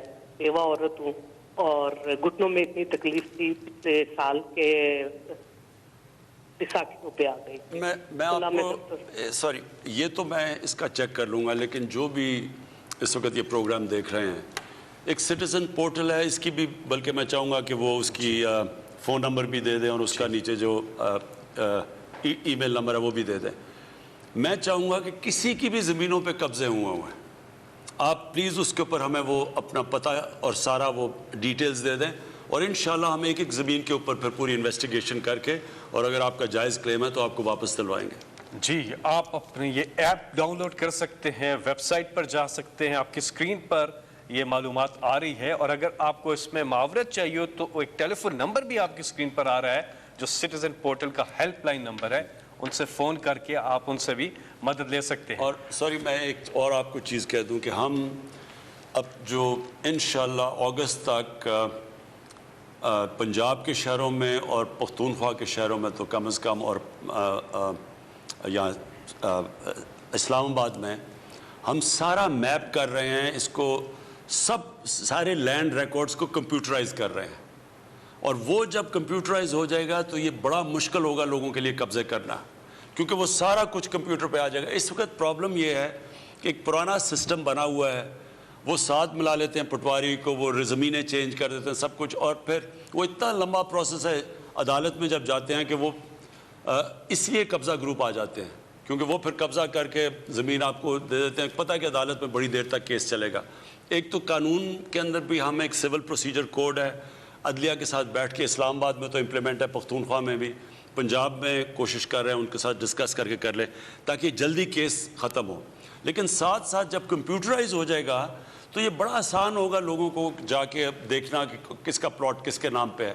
تو یہ جو اس وقت ہوتا ہے کہ کئی دفعہ پلاٹ دو دفعہ بک جاتا ہے کیونکہ وہ فیک کاغذ بن جاتے ہیں, لیکن جب سب چیز کمپیوٹرائز ہو جائے گی تو یہ آپ انشاءاللہ جو سب سے بڑا مسئلہ ہے خاص طور پہ اوورسیز پاکستانی کا وہ پلاٹ لیتے ہیں اور اس پہ قبضہ, یہ انشاءاللہ آپ کے مسئلے حل ہو جائیں گے انشاءاللہ. اگلے کالر. السلام علیکم. السلام علیکم جی. جی وعلیکم السلام. جی کون صاحب کہاں سے بات کر رہے ہیں؟ میں میجر ٹیپو کیانی بات کر رہا ہوں, ضلع جیلم, تحصیل سہاوا, یونین کونسل لیڈی سے. یہ یونین کونسل لیڈی وہ یونین کونسل ہے جس کے ایک گاؤں بکڑالہ میں پرائم منسٹر صاحب نے ہمیں القادر یونیورسٹی کا تحفہ دیا, جس کے لیے ہم شکر گزار ہیں. اور ہماری ریکویسٹ ہے کہ ہمارے ایک لوکل اللہ کے ولی تھے سید بشیر حسین شاہ صاحب, ان کی ایک چیئر بھی وہاں پہ ہونی چاہیے. اس کے علاوہ میں شکریہ ادا کرنا چاہوں گا پرائم منسٹر صاحب کا کہ ابھی ریسنٹلی یہ ویکسین لگوائی جب ڈوز, پہلی ہرون آباد میں, دوسری جیلم میں, تو سب سے پہلے اللہ تعالیٰ کا شکر ادا کیا, پھر پاکستانی ہونے پہ فخر محسوس ہوا, اور وزیر اعظم صاحب کے لیے دل سے دعائیں نکلیں. آج میں وہ اپنا ایشو یونین کونسل کا بیان کرنا چاہتا ہوں. ہمارا ایریا پہاڑی ایریا ہے, اس میں پہاڑوں کے سلسلے کی وجہ سے کمیونیکیشن کا ایشو ہے, سگنلز نہیں آتے. پوری یونین کونسل میں سگنلز کا ایشو ہے. ہمارے زیادہ تر لوگ اوورسیز پاکستانی اور افواج پاکستان اور ڈیفنس ریلیٹڈ اسٹیبلشمنٹس میں کام کر رہے ہیں. انہوں نے اپنے کت اینڈ کن, اپنے فیملی ممبر سے جب رابطہ کرتے ہیں تو وہ ایشو بن جاتا ہے. وہ گھر والوں کو باہر جانا پڑتا ہے کسی اونچی جگہ پہ سگنل کی تلاش میں. وہ جو ایک ٹیلی کمیونیکیشن کمپنیز ہے وہ کچھ اکنامیکلی شاید وائبل نہیں سمجھتی. تو پرائم منسٹر صاحب سے یہ ریکویسٹ ہے کہ وہ پاکستان ٹیلی کمیونیکیشن اتھارٹی کو پابند کریں کہ کائنڈلی یہ ان کو کہا جائے کہ وہ ادھر بوسٹر لگائیں, جس سے یہ پوری یونین کونسل کا ایک جو اتنا دیرینہ اس دور میں کمیونیکیشن کا ایشو ہے اوکے، اب میں صرف ایک چیز یہ جو آپ نے بات کی القادر یونیورسٹی کی، القادر یونیورسٹی گورنمنٹ کی نہیں ہے، یہ میں نے پرائیویٹ انویسٹر سے پیسہ جمع کر کے تو یہ بنائی ہے. میں صرف آج سب کو یہ اسی بات کرنا چاہتا ہوں کہ دیکھیں ایک قوم اٹھتی ہے، ایک تو وہ اپنے ادارے صحیح کرتی ہے، میریٹوکریسی لے کے آتی ہے، اس کے ادارے تکڑے ہوتے ہیں، اور جب کوئی بھی قوم آپ کا مقابلہ ہو رہا تھا دوسری کسی ملک کے ساتھ، جس ملک کے ادارے بہتر ہوتے ہیں، میرٹ پہ ہوتے ہیں، وہ آگے نکل جاتی ہے. لیکن ساتھ ساتھ ایک اور چیز ہوتی ہے، ایک قوم کا کیریکٹر ہوتا ہے. قوموں کے کیریکٹر بہت بڑی چیز ہوتی ہے. جب ہم اپنی بات کرتے ہیں کہ مسلمان کب رائز کیے تھے تو وہ مدینہ کی ریاست بنی تھی. اس میں دو چیزیں ہوئی تھیں، ایک قانون کی بالادستی، ایک انسانیت کا نظام، ایک تعلیم کے اوپر ایک ایمرجنسی ڈکلیئر کی نبی صلی اللہ علیہ وسلم نے. لیکن ایک لوگوں کا کیریکٹر چینج کیا. خود صادق اور امین تھے، انہوں نے لوگوں کا جو کیریکٹر چینج کیا. یہ بہت بڑی وجہ ہوتی ہے. ایک عظیم قوم بن ہی نہیں سکتی جب تک لوگوں کا عظیم کیریکٹر نہ ہو. آپ اگر آج دیکھیں جن کو ہم مغرب کہتے ہیں، کہ یورپ کے ملک دیکھ لیں، میں انگلینڈ میں دیکھا ہوا ہے، اسکینڈینیویا چلے جائیں، یہ ابھی امریکہ میں بھی ابھی ریسنٹ کی بات نہیں، پہلے دیکھ لیں، ان کی جو لیڈرشپ ہے، ان کے کیریکٹر آپ دیکھیں. جھوٹ بولنے پہ وہ ہٹا دیتے ہیں آپ کو پاور سے. چھوٹی چھوٹی، یعنی جس طرح جو اوپر آتا ہے اس کو جب تک اس کا کیریکٹر ایک صادق اور امین کے قریب نہیں ہوتا وہ اوپر نہیں آ سکتا. ہمیں جب مسلمان کا عروج آیا تھا تو وہ اخلاقی طور پہ سب سے سپیریئر تھے. جب ملیشیا اور انڈونیشیا کے اندر لوگ مسلمان ہوئے، کوئی مسلمان فوج نہیں گئی تھی. مسلمان تاجروں کا جو کیریکٹر دیکھا مقامی لوگوں نے، وہ اتنے ان سے امپریس ہوئے کہ وہ اسلام کی طرف چلے گئے. اس خطے میں فوجوں نے اور تلوار نے مسلمان نہیں کیا تھا لوگوں کو. ہمارے وہ بزرگان دین، جس طرح لاہور کے داتا صاحب تھے، جس طرح نظام الدین اولیاء تھے دلی میں، جس طرح خواجہ معین الدین چشتی سندھ کے اندر، بابا بلے شاہ، بابا فرید، یہ وہ لوگ تھے جو ایک عظیم انسان تھے، سچے لوگ تھے، انسانیت سے پیار کرنے والے لوگ تھے. تو لوگ ان کو دیکھ کے اسلام کی طرف آئے تھے. ہمارا اس وقت سب سے بڑا مسئلہ یہ ہے کہ مسلمان جو لیڈرشپ ہے دنیا میں، آپ چلے جائیں، آپ ان کو کمپیئر کر لیں اور جن کو ہم کافر کہتے ہیں ان کو کمپیئر کر لیں. آپ ہمارے یہ جو دو فیملیز نے اس ملک پہ حکومت کی ہے، ان کے پاس پیسہ دیکھ لیں کتنا ہے، اور برطانیہ کے، پھر میں کہہ رہا ہوں پرائم منسٹرز کے بعد دیکھ لیں کتنا پیسہ ہے. تو جب لیڈرشپ ملک میں جب وہ اخلاقیات کو تباہ کر دیتی ہے، وہ سارے معاشرے کو نیچے لے جاتی ہے. ایک قوم کبھی بھی، میں پھر سے آخری بات کہتا ہوں اس چیز کے اوپر، کہ جنگیں ہارنے سے قومیں نہیں تباہ ہوئی، نہیں تو جرمنی اور جاپان آج مٹ گئے ہوتے. ان کی تو ایک بلڈنگ نہیں کھڑی تھی. اور کبھی بھی معاشی بحران آتا تو قوم تباہ نہیں ہوتی. لیکن جب آپ قوم کی اخلاقیات ختم کرتے ہیں، جب اچھے برے کی تمیز ختم کر دیتے ہیں، جب کہتے ہیں جی اگر کھاتا تو لگاتا بھی ہے، پرائم منسٹر کو یہ کہتے ہیں، جب وہ وہ زرداری سب پہ بھاری، کوئی فکر نہیں کہ اس کے اوپر فیک اکاؤنٹس کا 100 ارب روپے کے کیسز، اور پتہ نہیں ان کے اوپر باہر مضمون چھپے ہوئے ہیں ان کی کرپشن پہ، دونوں لیڈرز کے اوپر. ہمارے آنے سے پہلے ان کے اوپر فلمیں بنی ہوئی ہیں BBC کے اوپر. تو جب ایک لیڈرشپ پہ اس طرح کے لوگ آتے ہیں، وہ کرتے کیا، وہ ساروں کو ہی کہتے ہیں کہ جی آوے کا آوا بگڑا ہوا ہے تو ہم ہیں ہی ایسے، ہم تو ہیں ہی کرپٹ. اور ایک ملک کا جب وہ کیریکٹر ختم کرتے ہیں، اصل میں سب سے بڑا ایک قوم کو تب نقصان پہنچتا ہے. لہٰذا میری کوشش یہ ہے کہ جو دنیا کے سب سے عظیم لیڈر تھے ہمارے نبی صلی اللہ علیہ وسلم، لوگوں کو ہم بتائیں ان کا کیریکٹر تھا کیا وجہ تھی کہ جو ان کے ارد گرد تھے سب لیڈر بن گئے. یہ تاریخ کا حصہ ہے. یہ چاہے آپ مسلمان ہوں یا نہ ہوں، آپ کو پتہ ہے کہ اس ٹائم پہ جو ان کے ارد گرد تھے سارے عظیم لیڈر بن گئے تھے. اور جو مدینہ کی ریاست جن اصولوں پہ کھڑا کیا گیا تھا، وہ کبھی ہم نے اپنے لوگوں کو بتایا وہ کیا اصول تھے، کیا وجہ تھی کہ وہ ایک دم اٹھ کے دنیا کی امامت کرنا شروع کیا. انہوں نے، وہی لوگ تھے، پہلے حیثیت کوئی نہیں تھی ان کی، وہی دنیا کی امامت کرنا شروع. یہ تاریخ کا حصہ ہے. لیکن یہ ہمارے لوگوں کو نہیں پتہ. انشاءاللہ اسکولوں کے اندر ہم 8, 9 اور 7, 8 اور 9 کلاسز کے اندر اب باقاعدہ لوگوں کو بتائیں گے ان کے کیریکٹر کا, ان کی تاریخ کا, یہ کیسے, یہ ایولیوشن کیسے. دین میں کوئی زبردستی نہیں ہے, یہ کوئی کسی کو زبردستی دین میں نہیں لا سکتا, لیکن ہم رول ماڈلز کا کیریکٹر تو بیان کر سکتے ہیں کہ وہ کیا کیریکٹر تھا ان کا, اور پھر وہ کیا پرنسپلز تھے مدینہ کی ریاست میں جو اٹھ کے وہ کہاں سے کہاں پہنچ گئے. یہ جب ہم سمجھ جائیں گے, ہمارے لوگ سمجھ جائیں گے, تو تب ساتھ ساتھ ہم باقی ادارے بھی ٹھیک کریں گے, اپنی معیشت کو بھی ٹھیک کریں گے. ہم انشاءاللہ ہمارا جو بہت بڑا اثاثہ ہے اوورسیز پاکستانی, ان کو اب صحیح طرح ابھی تک کبھی بھی ان کو ہم نے صحیح طرح اتنے بڑے اثاثے کو پاکستان کے فائدے میں استعمال نہیں کیا, بلکہ اچھا جی یہ ڈیول نیشنل ہے تو اس کو باہر ہی کر دو جی, جس طرح وہ کوئی غدار ہو گیا. تو ہم کبھی بھی ان کو بھی کھینچیں گے, لیکن ساتھ ساتھ ایک نیشن کا کیریکٹر بنے گا. ہمارے جو لیڈر تھے اس ملک کے, قائد اعظم محمد علی جناح, ان کے دشمن بھی کہتے تھے کہ صادق اور امین ہے. جی آپ کی کالز کا سلسلہ جاری ہے, نمبر آپ کی اسکرین پر بھی آ رہا ہے. اگلے کالر ہمارے ساتھ. السلام علیکم. جی وعلیکم السلام. جی کون صاحب؟ جی ریحان طاہر بات کر رہا ہوں رحیم خان سے. جی السلام علیکم خان صاحب. جی وعلیکم السلام. سر میں ریحان طاہر بات کر رہا ہوں رحیم خان سے, جنوبی پنجاب جو آپ نے بنانا ہے انشاءاللہ. سر میں ایک سوشل ورکر ہوں, اور کوئی بھوکا نہ سوئے مہم کلین گرین پاکستان پہ آپ کو دعائیں ہیں, آپ کے ساتھ ہیں, اور مشورے ہوں گے انشاءاللہ جو آپ کی ٹیم کو میں ضرور پیش کرنا چاہوں گا ٹھیک ہے اسٹیک ہولڈر.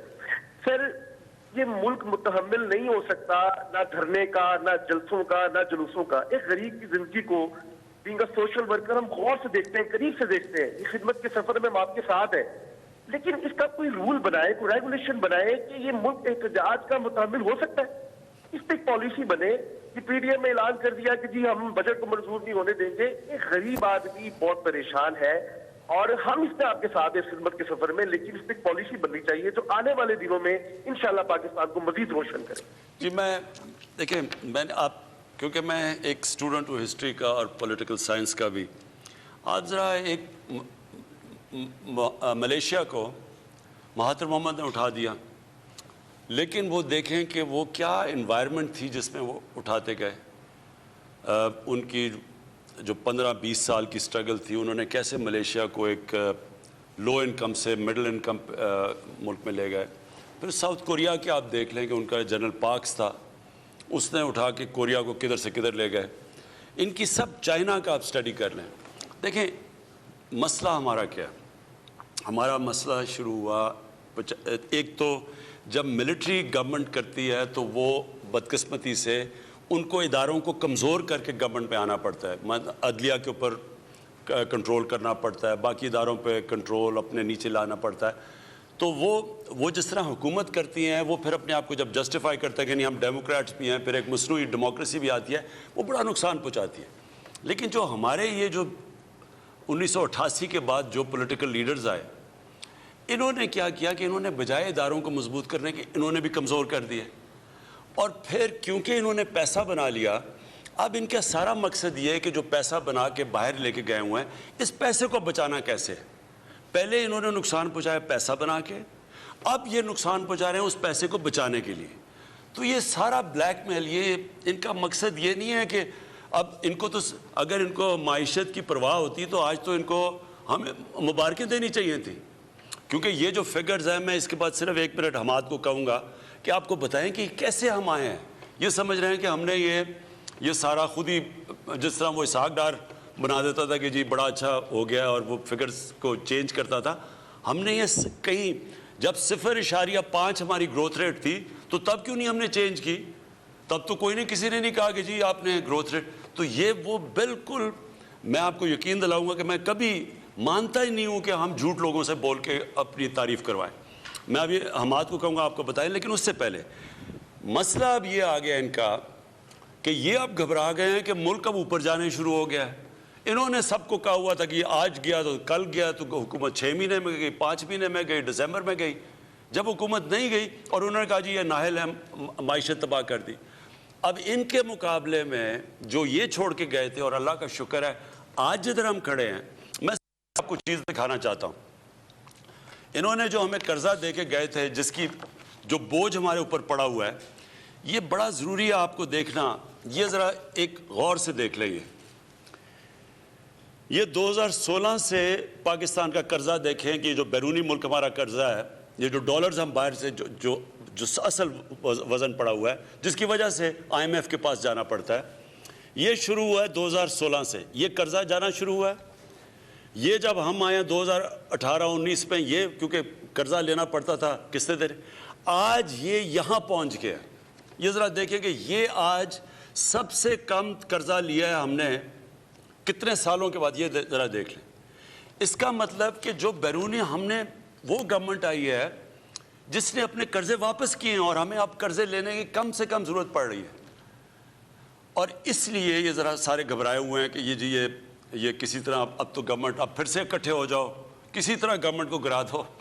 لیکن یہ بہرحال کامیاب نہیں ہوگا. میں چاہوں گا کہ حماد آپ پلیز صرف تاکہ لوگوں کو سمجھ آ جائے کہ یہ جو گروتھ ریٹ آئی ہے تقریباً 4%، یہ کس کے اوپر بیس کی گئی ہے. تو حماد پلیز بتائیں. شکریہ وزیر اعظم صاحب. یہ جو ہمارا نیشنل اکاؤنٹس کا سسٹم ہے، یہ اقوام متحدہ کا سسٹم ہے. 26 ایجنسیز اس کے اندر اپنا ڈیٹا فیڈ کرتی ہیں حکومت کی، اور اس کے 24 سب سیکٹرز ہیں جن کا تمام کے گروتھ کے جو ڈیٹا ہے وہ ہمارے پاس موجود ہے. میں صرف یہ بنیادی طور پہ بتانا چاہوں گا کہ ماضی کے اندر جو ڈیٹا مینیپولیشن ہوتی تھی اور جن سیکٹر سے ہوتی تھی جن کا ویریفائبل ڈیٹا نہیں ہوتا تھا یا اندازے کی بنیاد پہ ہوتا تھا، جیسے لائف سٹاک، ہماری گروتھ ان پر منحصر نہیں ہے. ہماری انڈسٹری کا ڈیٹا اس میں دکھا رہے ہیں کہ 3.5% گرو کر رہی ہے، ایگریکلچر 2.7% کر رہا ہے، اور سروسز جہاں پہ یہ سارے پروڈکٹس جا کے بکتے ہیں وہ 4.4% کر رہا ہے. انڈسٹری کے اندر جو لارج سکیل کی صنعت ہے وہ 9% پہ ہم نے گروتھ شو کیا ہے، حالانکہ مبصرین کا یہ خیال ہے کہ یہ آپ نے کم شو کیا ہے. جب فائنل ڈیٹا آئے گا 3 کوارٹرز کا بھی تو یہ 14% پہ چلا جائے گا. اور یہ کوئی ایسی تعجب والی بات نہیں. سیمنٹ کی سیل جو ہے وہ مارچ میں تاریخ کے بلند ترین سطح پہ ہوئی. فرٹیلائزر کی سیل آپ دیکھ لیں، آٹو موبیلز کی سیل اور موٹر سائیکلز کی سیل جو ہے وہ تاریخ کی بلند ترین سطح پہ ہو رہی ہے. یوریا سب سے زیادہ بک رہا ہے. ہاؤسنگ اینڈ کنسٹرکشن میں جو میرے سامنے فگرز ہیں 8.5% گروتھ ہے. زراعت میں آپ بتا چکے ہیں کہ ریکارڈ ہماری گندم کی ہوئی ہے کاشت اور سیل، اور گنے کی بھی سب سے زیادہ ہوئی ہے، مکئی کی سب سے زیادہ ہوئی ہے. تو یہ کوئی ایسی انہونی چیز نہیں. اور مبصرین کا یہ خیال ہے کہ جب آخری کوارٹر کا ڈیٹا آئے گا تو یہ 3.94% سے بڑھ کے شاید 4.3 یا 4.4 پہ چلا جائے. آپ نے ایک اور اس کے ساتھ بات کی کہ کیونکہ ہمارے کرنٹ اکاؤنٹ کا جو ڈیفیسٹ ہے وہ یہ گروتھ جو ہے یہ اس کے ساتھ منسلک نہیں ہے. پہلے تو یہ ہوتا تھا امپورٹ کھول کے گروتھ بڑھا دیتے تھے. ہمارا 17 سال کے بعد کرنٹ اکاؤنٹ بھی سرپلس کے اندر شو ہو رہا ہے تقریباً $800 ملین. اور ابھی آپ نے جو سب سے زیادہ جو زبردست چیز دکھائی وہ یہ کہ جو بیرونی قرضے بڑھنے کی رفتار ہے، جب ہم آئے تھے تو $11 ارب سالانہ اس کے اندر انکریز آ رہا تھا، اور اب آپ نے گراف میں دکھایا کہ اس سال وہ صرف $3.5 ارب کے قریب ہوئے گا. جو کیونکہ ہمارے خسارے کم ہو رہے ہیں تو ہمیں بیرونی قرضہ بھی اس کو فائنینس کرنے کے لیے کم لینا پڑ رہا ہے. تو یہ صرف ہماری یہ نہیں کہ ہماری گروتھ بڑھ رہی ہے، اس کی جو کوالٹی ہے، یعنی کہ یہ وہ گروتھ ہے جو خساروں کے سر پہ نہیں ہے، جو قرضوں کے سر پہ نہیں ہے، اور جو امپورٹس کے سر پہ نہیں ہو رہی. تو یہ سب سے زیادہ ریمارکیبل چیز ہے. میں ایک اور آپ سب کو ایک اور چیز دکھا دوں. یہ کرنٹ اکاؤنٹ، یہ ذرا فگر دیکھ لیں گے. یہ شروع ہوا 2011 کے اندر کرنٹ اکاؤنٹ یعنی سرپلس پہ تھا، یعنی ہمارا خسارہ نہیں تھا. یہ 2011 ہے. اس کے بعد یہ دیکھیں کہ یہ بڑھتا گیا ہے، اور جب ہمیں گورنمنٹ ملی ہے 2018 میں، یہ دیکھیں یہ سب سے بڑا 18.2% ہمارا کرنٹ اکاؤنٹ ڈیفیسٹ تھا، خسارہ تھا. اب یہ دیکھیں کہ یہ 2011 کے بعد یہ پہلی دفعہ یہ سرپلس پہ گیا. یہ آپ دیکھ رہے ہیں. یہ تو اس کا مطلب کہ جو حماد نے سب سے بڑی بات کی کہ دیکھیں گروتھ تو تب بھی ہوتی ہے، آپ جیل بنانے شروع ہو جائیں سارے ملک میں تو گروتھ اوپر چلی جائے گی. کوالٹی آف گروتھ ہوتی ہے. آپ امپورٹ کرتے رہیں چیزیں، $60 ارب کی امپورٹ کر کے گروتھ اوپر کر دیں، وہ تو ملک کرائسس میں چلا جائے گا. یہ جو آپ دیکھ رہے ہیں کہ کرنٹ اکاؤنٹ خسارے میں چلا جائے گا، روپیہ گرنا شروع ہو جائے گا. لہٰذا یہ جو گروتھ ہے، یہ گروتھ یہی نہیں کہ یہ انشاءاللہ 4% سے اوپر جائے گی، 4.5% ہمارا اندازہ جائے گی، لیکن یہ وہ گروتھ ہے جو ملک کو فائدہ پہنچائے گی. یعنی یہ آگے جا کے کرائسس پہ نہیں لے جائے گا. یہ وہ گروتھ ہے، اس کی کوالٹی ایسی ہے کہ انشاءاللہ ملک آپ دیکھیں گے کہ آپ صحیح راستے پہ جا رہا ہے، اور آپ اس کو آگے بڑھتے جائیں گے. جی حماد. میں یہاں پہ ایک اور سے بات پوری قوم کو بتانا چاہتا ہوں کہ جب آپ 2.5 سال پہلے آئے تھے تو آپ نے ایک تاریخی فیصلہ کیا تھا. پاکستان بیورو آف اسٹیٹسٹکس جہاں پہ یہ اکاؤنٹس کمپائل ہوتے ہیں، آپ کے حکم کے مطابق ان کو وزارت خزانہ سے نکال کے ان کو دوسری وزارت پلاننگ میں ڈال دیا گیا تھا تاکہ وزارت خزانہ کسی طریقے سے اس پہ اثر انداز نہ ہو سکے. جس طرح آپ نے کرکٹ میں نیوٹرل امپائرز کی ابتدا کی تھی، اسی طرح آپ نے پاکستان میں بنیاد رکھی انڈیپینڈنٹ اسٹیٹسٹکس کی.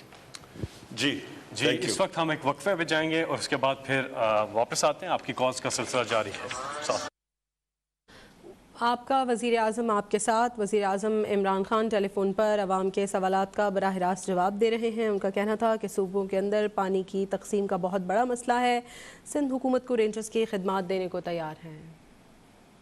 انشاءاللہ میں آپ کا نوٹ کر لیں گے، آپ کو جو بھی ہم کر سکے کریں گے. جی آپ کے لیے. جی پرائم منسٹر صاحب، اس سے ملتا جلتا ایک اور سوال آیا. انہوں نے بھی بتایا کہ حالات ایسے نہیں ہیں کہ وہ افورڈ کر سے. یہ سوال سوشل میڈیا پر ایک نہیں کئی دفعہ آیا ہے کہ یہ بتائیں کہ مہنگائی جو ہے اس پہ کیسے قابو پائیں گے. مہنگائی جو ہے اس سے ہمارے بہت برے حالات ہیں اور ہمیں آپ میں امید تو نظر آتی ہے لیکن مہنگائی جو ہے وہ کم نہیں ہو رہی. میں اپنی قوم کے سامنے پہلے بھی اس کے بار بار جواب دے چکا ہوں. دیکھیں یہ مجھے سب سے زیادہ چیز جو رات کو اگر مجھے نیند نہیں آتی تو اسی چیز پہ آتی ہے، مہنگائی کے اوپر. اور مہنگائی خاص طور پہ ان چیزوں پہ جو کہ عام آدمی استعمال کرتا ہے. گھی ہے، آٹا ہے، چینی ہے، دالیں ہیں. یعنی یہ ایک عام آدمی کی جو استعمال کی چیزیں جب یہ مہنگی ہوتی ہیں تو یہ اس کا بہت زیادہ بوجھ پڑ جاتا ہے ان لوگوں کے اوپر جو کہ تنخواہ دار ہیں، جو کہ مزدور ہیں. اور یہ ایک قوم جو اپنے ان لوگوں کا دھیان نہ رکھ سکے وہ سویلائز قوم نہیں ہوتی.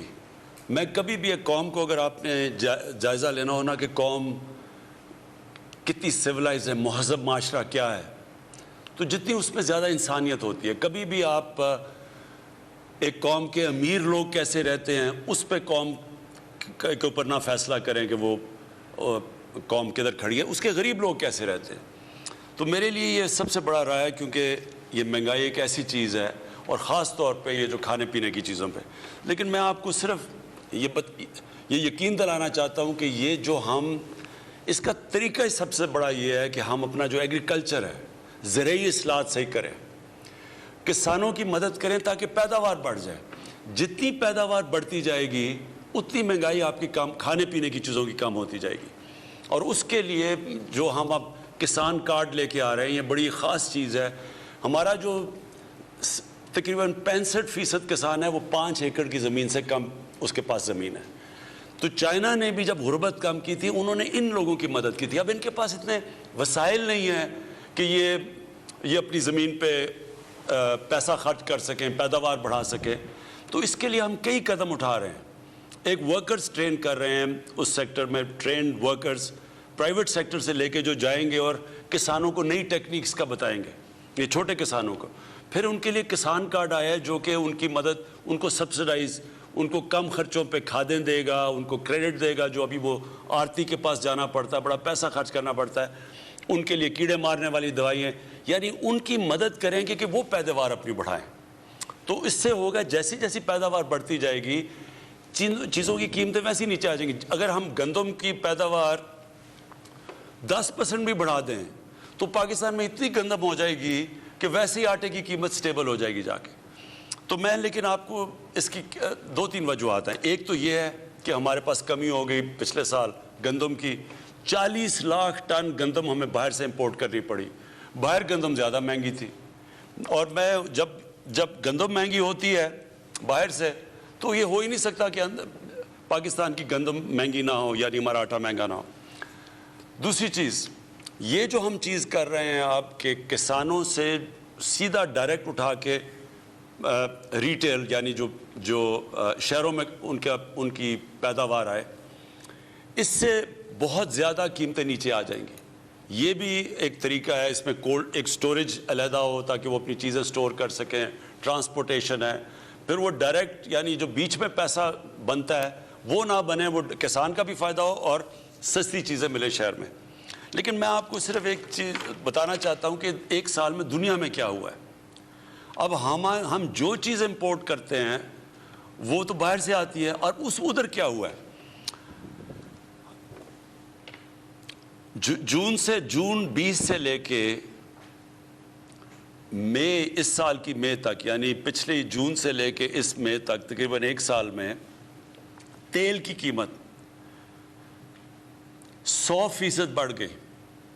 यानी कि एक वक्त पे तेल था तकरीबन 34 रुपए का और अब पहुंच गया है तकरीबन 67 रुपए का।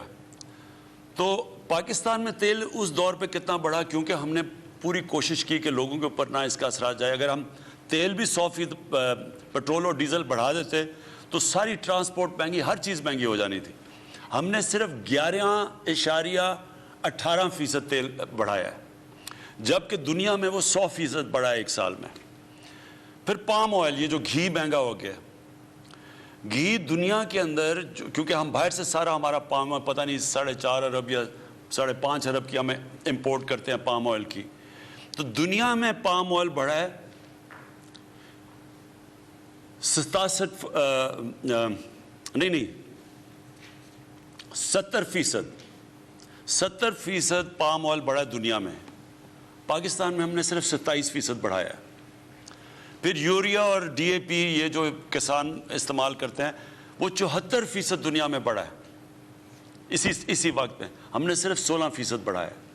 कोशिश पूरी की है कि जो बाहर से चीज़ें आएँ वो पूरा उसका बोझ अवाम पे ना पड़े, इसका सिर्फ बोझ गवर्नमेंट ने उठाया है। तो इंशाअल्लाह हमारी पूरी कोशिश है कि हम आगे जाके और आपके लिए अपनी कौम को बचाने के लिए कि बाहर से महंगाई ना हो, हम कोशिश करेंगे आगे से DAP भी पाकिस्तान में ही बने, क्योंकि यहाँ फॉस्फरस, हमारे पास फॉस्फेट है, हम इसके यहाँ भी बना सकते हैं, अब तक इम्पोर्ट करते रहे हैं। हम पाम ऑयल को भी कोशिश कर रहे हैं कि पाकिस्तान में कोस्टल बेल्ट के ऊपर हम पाम ऑयल का करें, इसकी रिप्लेसमेंट करें ताकि बाहर प्रेशर ना पड़े। जैतून सारे इस वक्त पख्तूनख्वा और बलूचिस्तान के शुमाल में हम पूरी कोशिश कर रहे हैं कि वहाँ जैतून का इनकलाब आ जाए। यानी जितनी जैतून की प्लांटेशन हुई है, करोड़ों दरख्त लगाया हमने, और कोशिश ये है कि वो भी हमारा जो कुकिंग ऑयल है उसमें हमारी मदद करे और भी उसके मजा एक्सपोर्ट भी हम कर सकते हैं। तो हम पूरी कोशिश कर रहे हैं कि इंशाअल्लाह आने वाले दिनों में कीमतें ऊपर के बजाय ऊपर जाने के नीचे आएँ।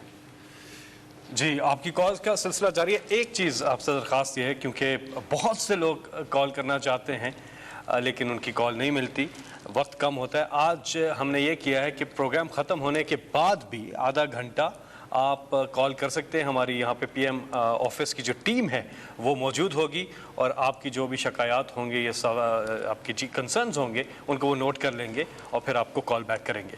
अगले कॉलर हमारे साथ कौन है? जी अस्सलाम वालेकुम। अस्सलाम जी, मैं वहीद अहमद बात कर रहा हूँ, लाहौर में अभी मौजूद हूँ और मेरा ताल्लुक और पाकिस्तान फूड एक्सपोर्टर एसोसिएशन से है और सब्जी और फल हम एक्सपोर्ट करते हैं। और अल्लाह का शुक्र है कि हमने 2019-20 में 12.5% इंक्रीज की है और इंशाअल्लाह ताला आपने की एक्सपोर्ट का रिकॉर्ड कायम किया है। बात ये कि ये बातें तो हम एक्सपोर्ट कर रहे हैं सब कुछ। अभी मैं बात भी सुन रहा था ऑनरेबल प्राइम मिनिस्टर साहब की कि जब तक हम हील नहीं बढ़ाएंगे तो हमारी महंगाई कम नहीं होगी। अगर हील बढ़ेगी तो हमारी एक्सपोर्ट भी बढ़ेगी और हमारी लोकल जो प्राइस है वो भी कम होगी। तो हम ये चाहते हैं कि हमने जो हॉर्टिकल्चर विजन 10 साल का प्लान बनाया है, जिसमें हम कह रहे हैं कि पाकिस्तान की एक्सपोर्ट आज $730 मिलियन की है, उसको किस तरीके से 2 साल में 1 अरब, 5 साल में 2.5 अरब और 10 साल में किस तरह 6 अरब, और लोगों को जॉब जनरेशन भी इधर होगी। जितना एग्रीकल्चर में अपॉर्चुनिटी है जॉब जनरेशन में, दूसरे सेक्टर में नहीं है।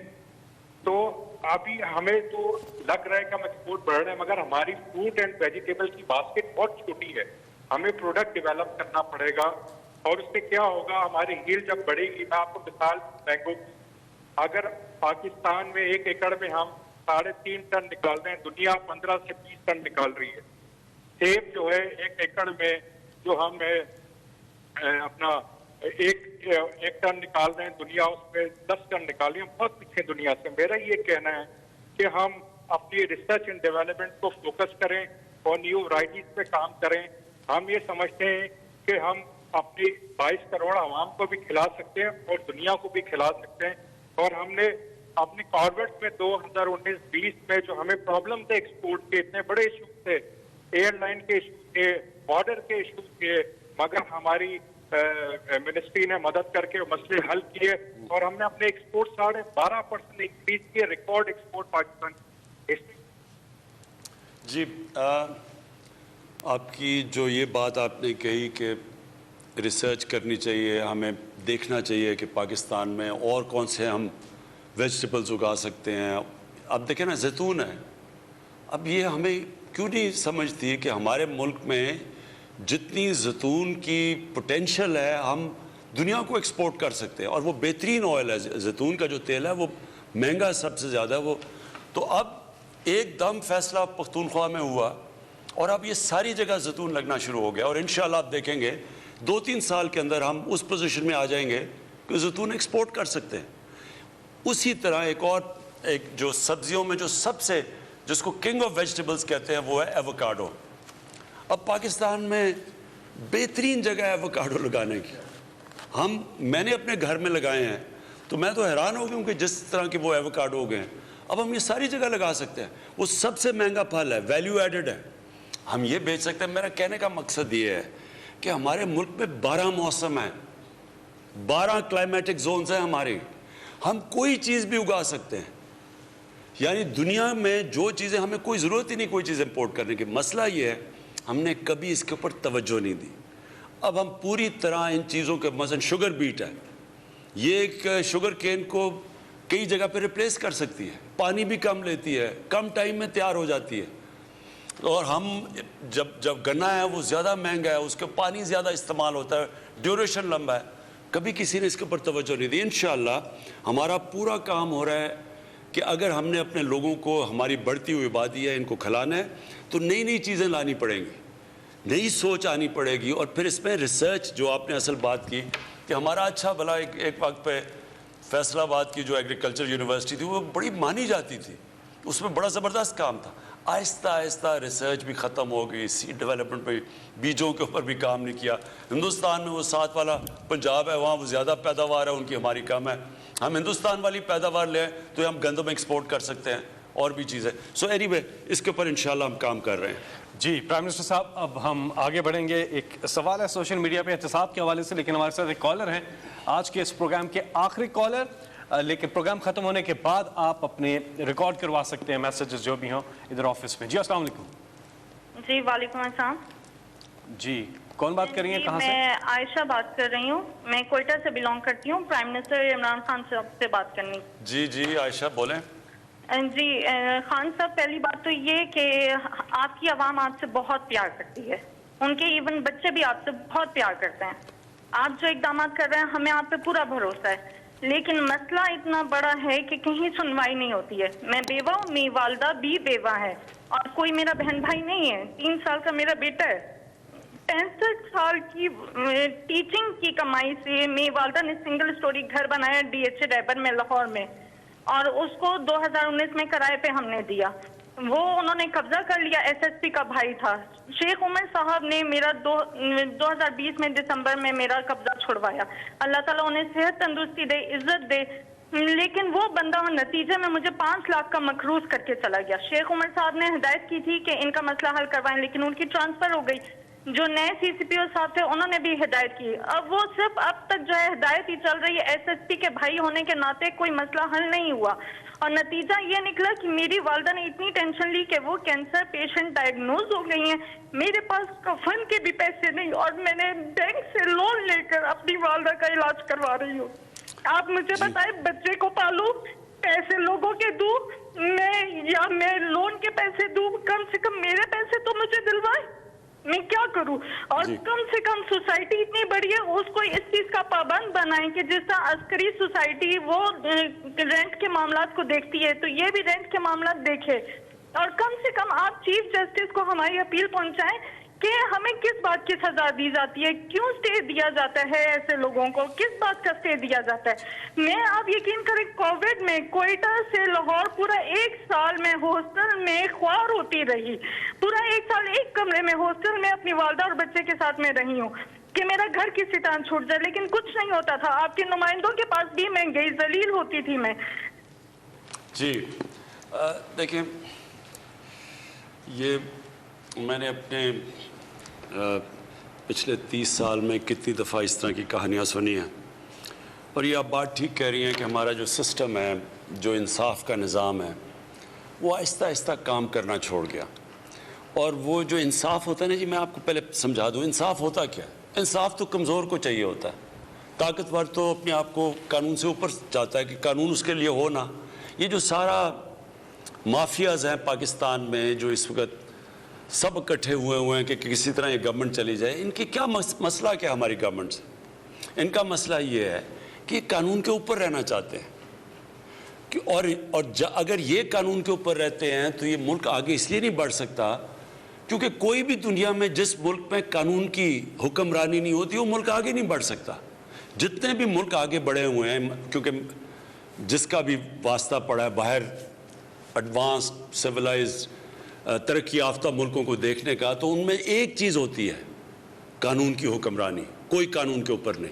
वहाँ माफियाज नहीं काम कर सकते, वहाँ कब्जा ग्रुप नहीं चल सकता, वहाँ आपको सिफारिशें नहीं चाहिए होती, आपको प्राइम मिनिस्टर को टेलीफोन करके नहीं बताना पड़ता कि जी मेरे घर के ऊपर कब्जा हुआ है और किसी ताकतवर ने, और हम हैं भी, और अगर कोई आदमी भी नहीं है घर में मदद करने वाला तो उनका क्या बनता है। ये सारी जो जंग है जिसके लिए मैं पॉलिटिक्स में आया था, इंसाफ की तहरीक, इस मुल्क में कमज़ोर की हिफाजत करने के लिए, कमज़ोर को और ताकतवर को कानून के नीचे लाने के लिए ये स्ट्रगल है। ये सारी जो पीडीएम है ये चाहती है हम कानून के ऊपर हो, हम जो मर्जी करें, केसेस पुराने बने हुए हैं लेकिन हम इनको माफ़ कर दें, नहीं तो गवर्नमेंट करा देंगे। ये भी वो शुगर माफिया है, उन्होंने कहा जी FIO कौन होती है हमारे ऊपर करने के लिए, वो उन्होंने जब शुगर एसोसिएशन ने FIO को ख़त लिख दिया कि तुम अगर करोगे हम चीनी की कीमतों पर बढ़ा देंगे अगर हमारे ऊपर कार्रवाई करोगे। ये हर जगह लोग बैठे हुए हैं, ये जद्दोजहद है। देखिए इंसाफ की तहरीक होती है, इंसाफ के लिए कौम को आज़ादी की जंग लड़नी पड़ती है इन माफिया से, और ये एक जहाद का नाम है। ये अल्लाह का हुक्म है कि मेरी ज़मीन पे इंसाफ कायम करो। मेरा आपसे ये वादा है कि मेरी पूरी कोशिश है, जब तक मैं इक़्तिदार में हूँ, जब तक मैं नहीं भी हूँ, मैं इसके लिए लड़ूंगा।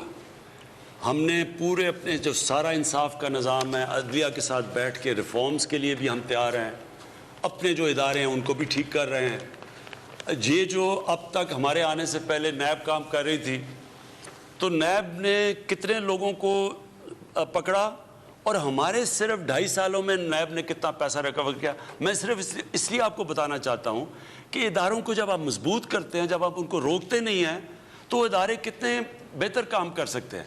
जब अदलिया के अंदर आप इंटरफेयर नहीं करते, डंडे से चीफ जस्टिस को निकालते नहीं, तो अदलिया भी फिर तकड़ी हो जाती है। उसी तरह सारे जो इदारे हैं जब आप उनको अपना काम करने देते हैं तो वो नज़र आ जाता है। क्या मैं सिर्फ इसलिए आपको पहले ये बताना चाहता हूँ कि नैब ने 18 सालों के अंदर 2017 तक 18 सालों तक सिर्फ 290 अरब रुपया उन्होंने वसूल किया था, जो चोरी का पैसा है। हमारे 2 सालों के अंदर नैब ने 484 अरब रुपया रिकवर किया। एंटी करप्शन पंजाब ने 10 सालों में, जो पिछले 10 साल थे नून लीग के, उसमें सिर्फ 2.6 अरब रुपया रिकवर किया था। हमारे 2.5 सालों के अंदर जो ज़मीन ही सिर्फ उन्होंने रिकवर किया वो 218 अरब रुपया। मैं सिर्फ आखिर में आपको ये कह रहा हूँ कि ये है जंग चल रही ताकतवर को कानून के नीचे लाने के लिए। आपकी तो इंशाल्लाह हमने नोट कर लिया, हम पूरी आपकी करेंगे, लेकिन सिस्टम ऐसा होना चाहिए कि आपको कंप्लेन ना करनी पड़े, सबको कानून से डरना पड़े। और ये एक जहाद का नाम है, ये हम लड़ रहे हैं इंशाल्लाह। जिस तरह जा रहा है, जिस तरह मैंने आपको बताया कि ये ताकतवर लोगों से पैसे वसूल किए हैं, ये कभी पाकिस्तान में पहले नहीं हुआ। इतने ताकतवर लोग जब जेल में जाके फिर धमकियाँ देते कि इमरान खान तुम्हें भी हम देख लेंगे, ये पहले कभी इन्होंने जेलों के चक्कर नहीं लगाए। ये इस दौर में हो रहा है और पहली दफ़ा आप देख रहे हैं। और असल में ये चेंज ये है कि ताकतवर के ऊपर हम अड़े हुए हैं कि इनको हमने कानून के नीचे लेके आना है, किसी से ज़्यादती नहीं करनी, किसी के ऊपर गलत केसेस नहीं बनाने।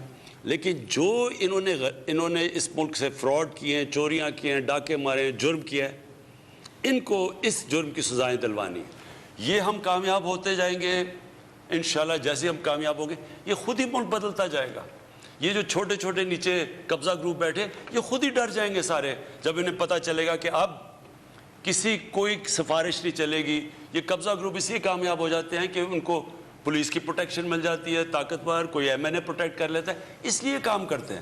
لیکن جب ان کو یہ پتہ چلے گا کہ اس ملک میں کسی قسم کی سفارش نہیں چلے گی, انصاف ملے گا, یہ خود ہی ختم ہو جائے گا سارا جو قبضہ گروپ ہے.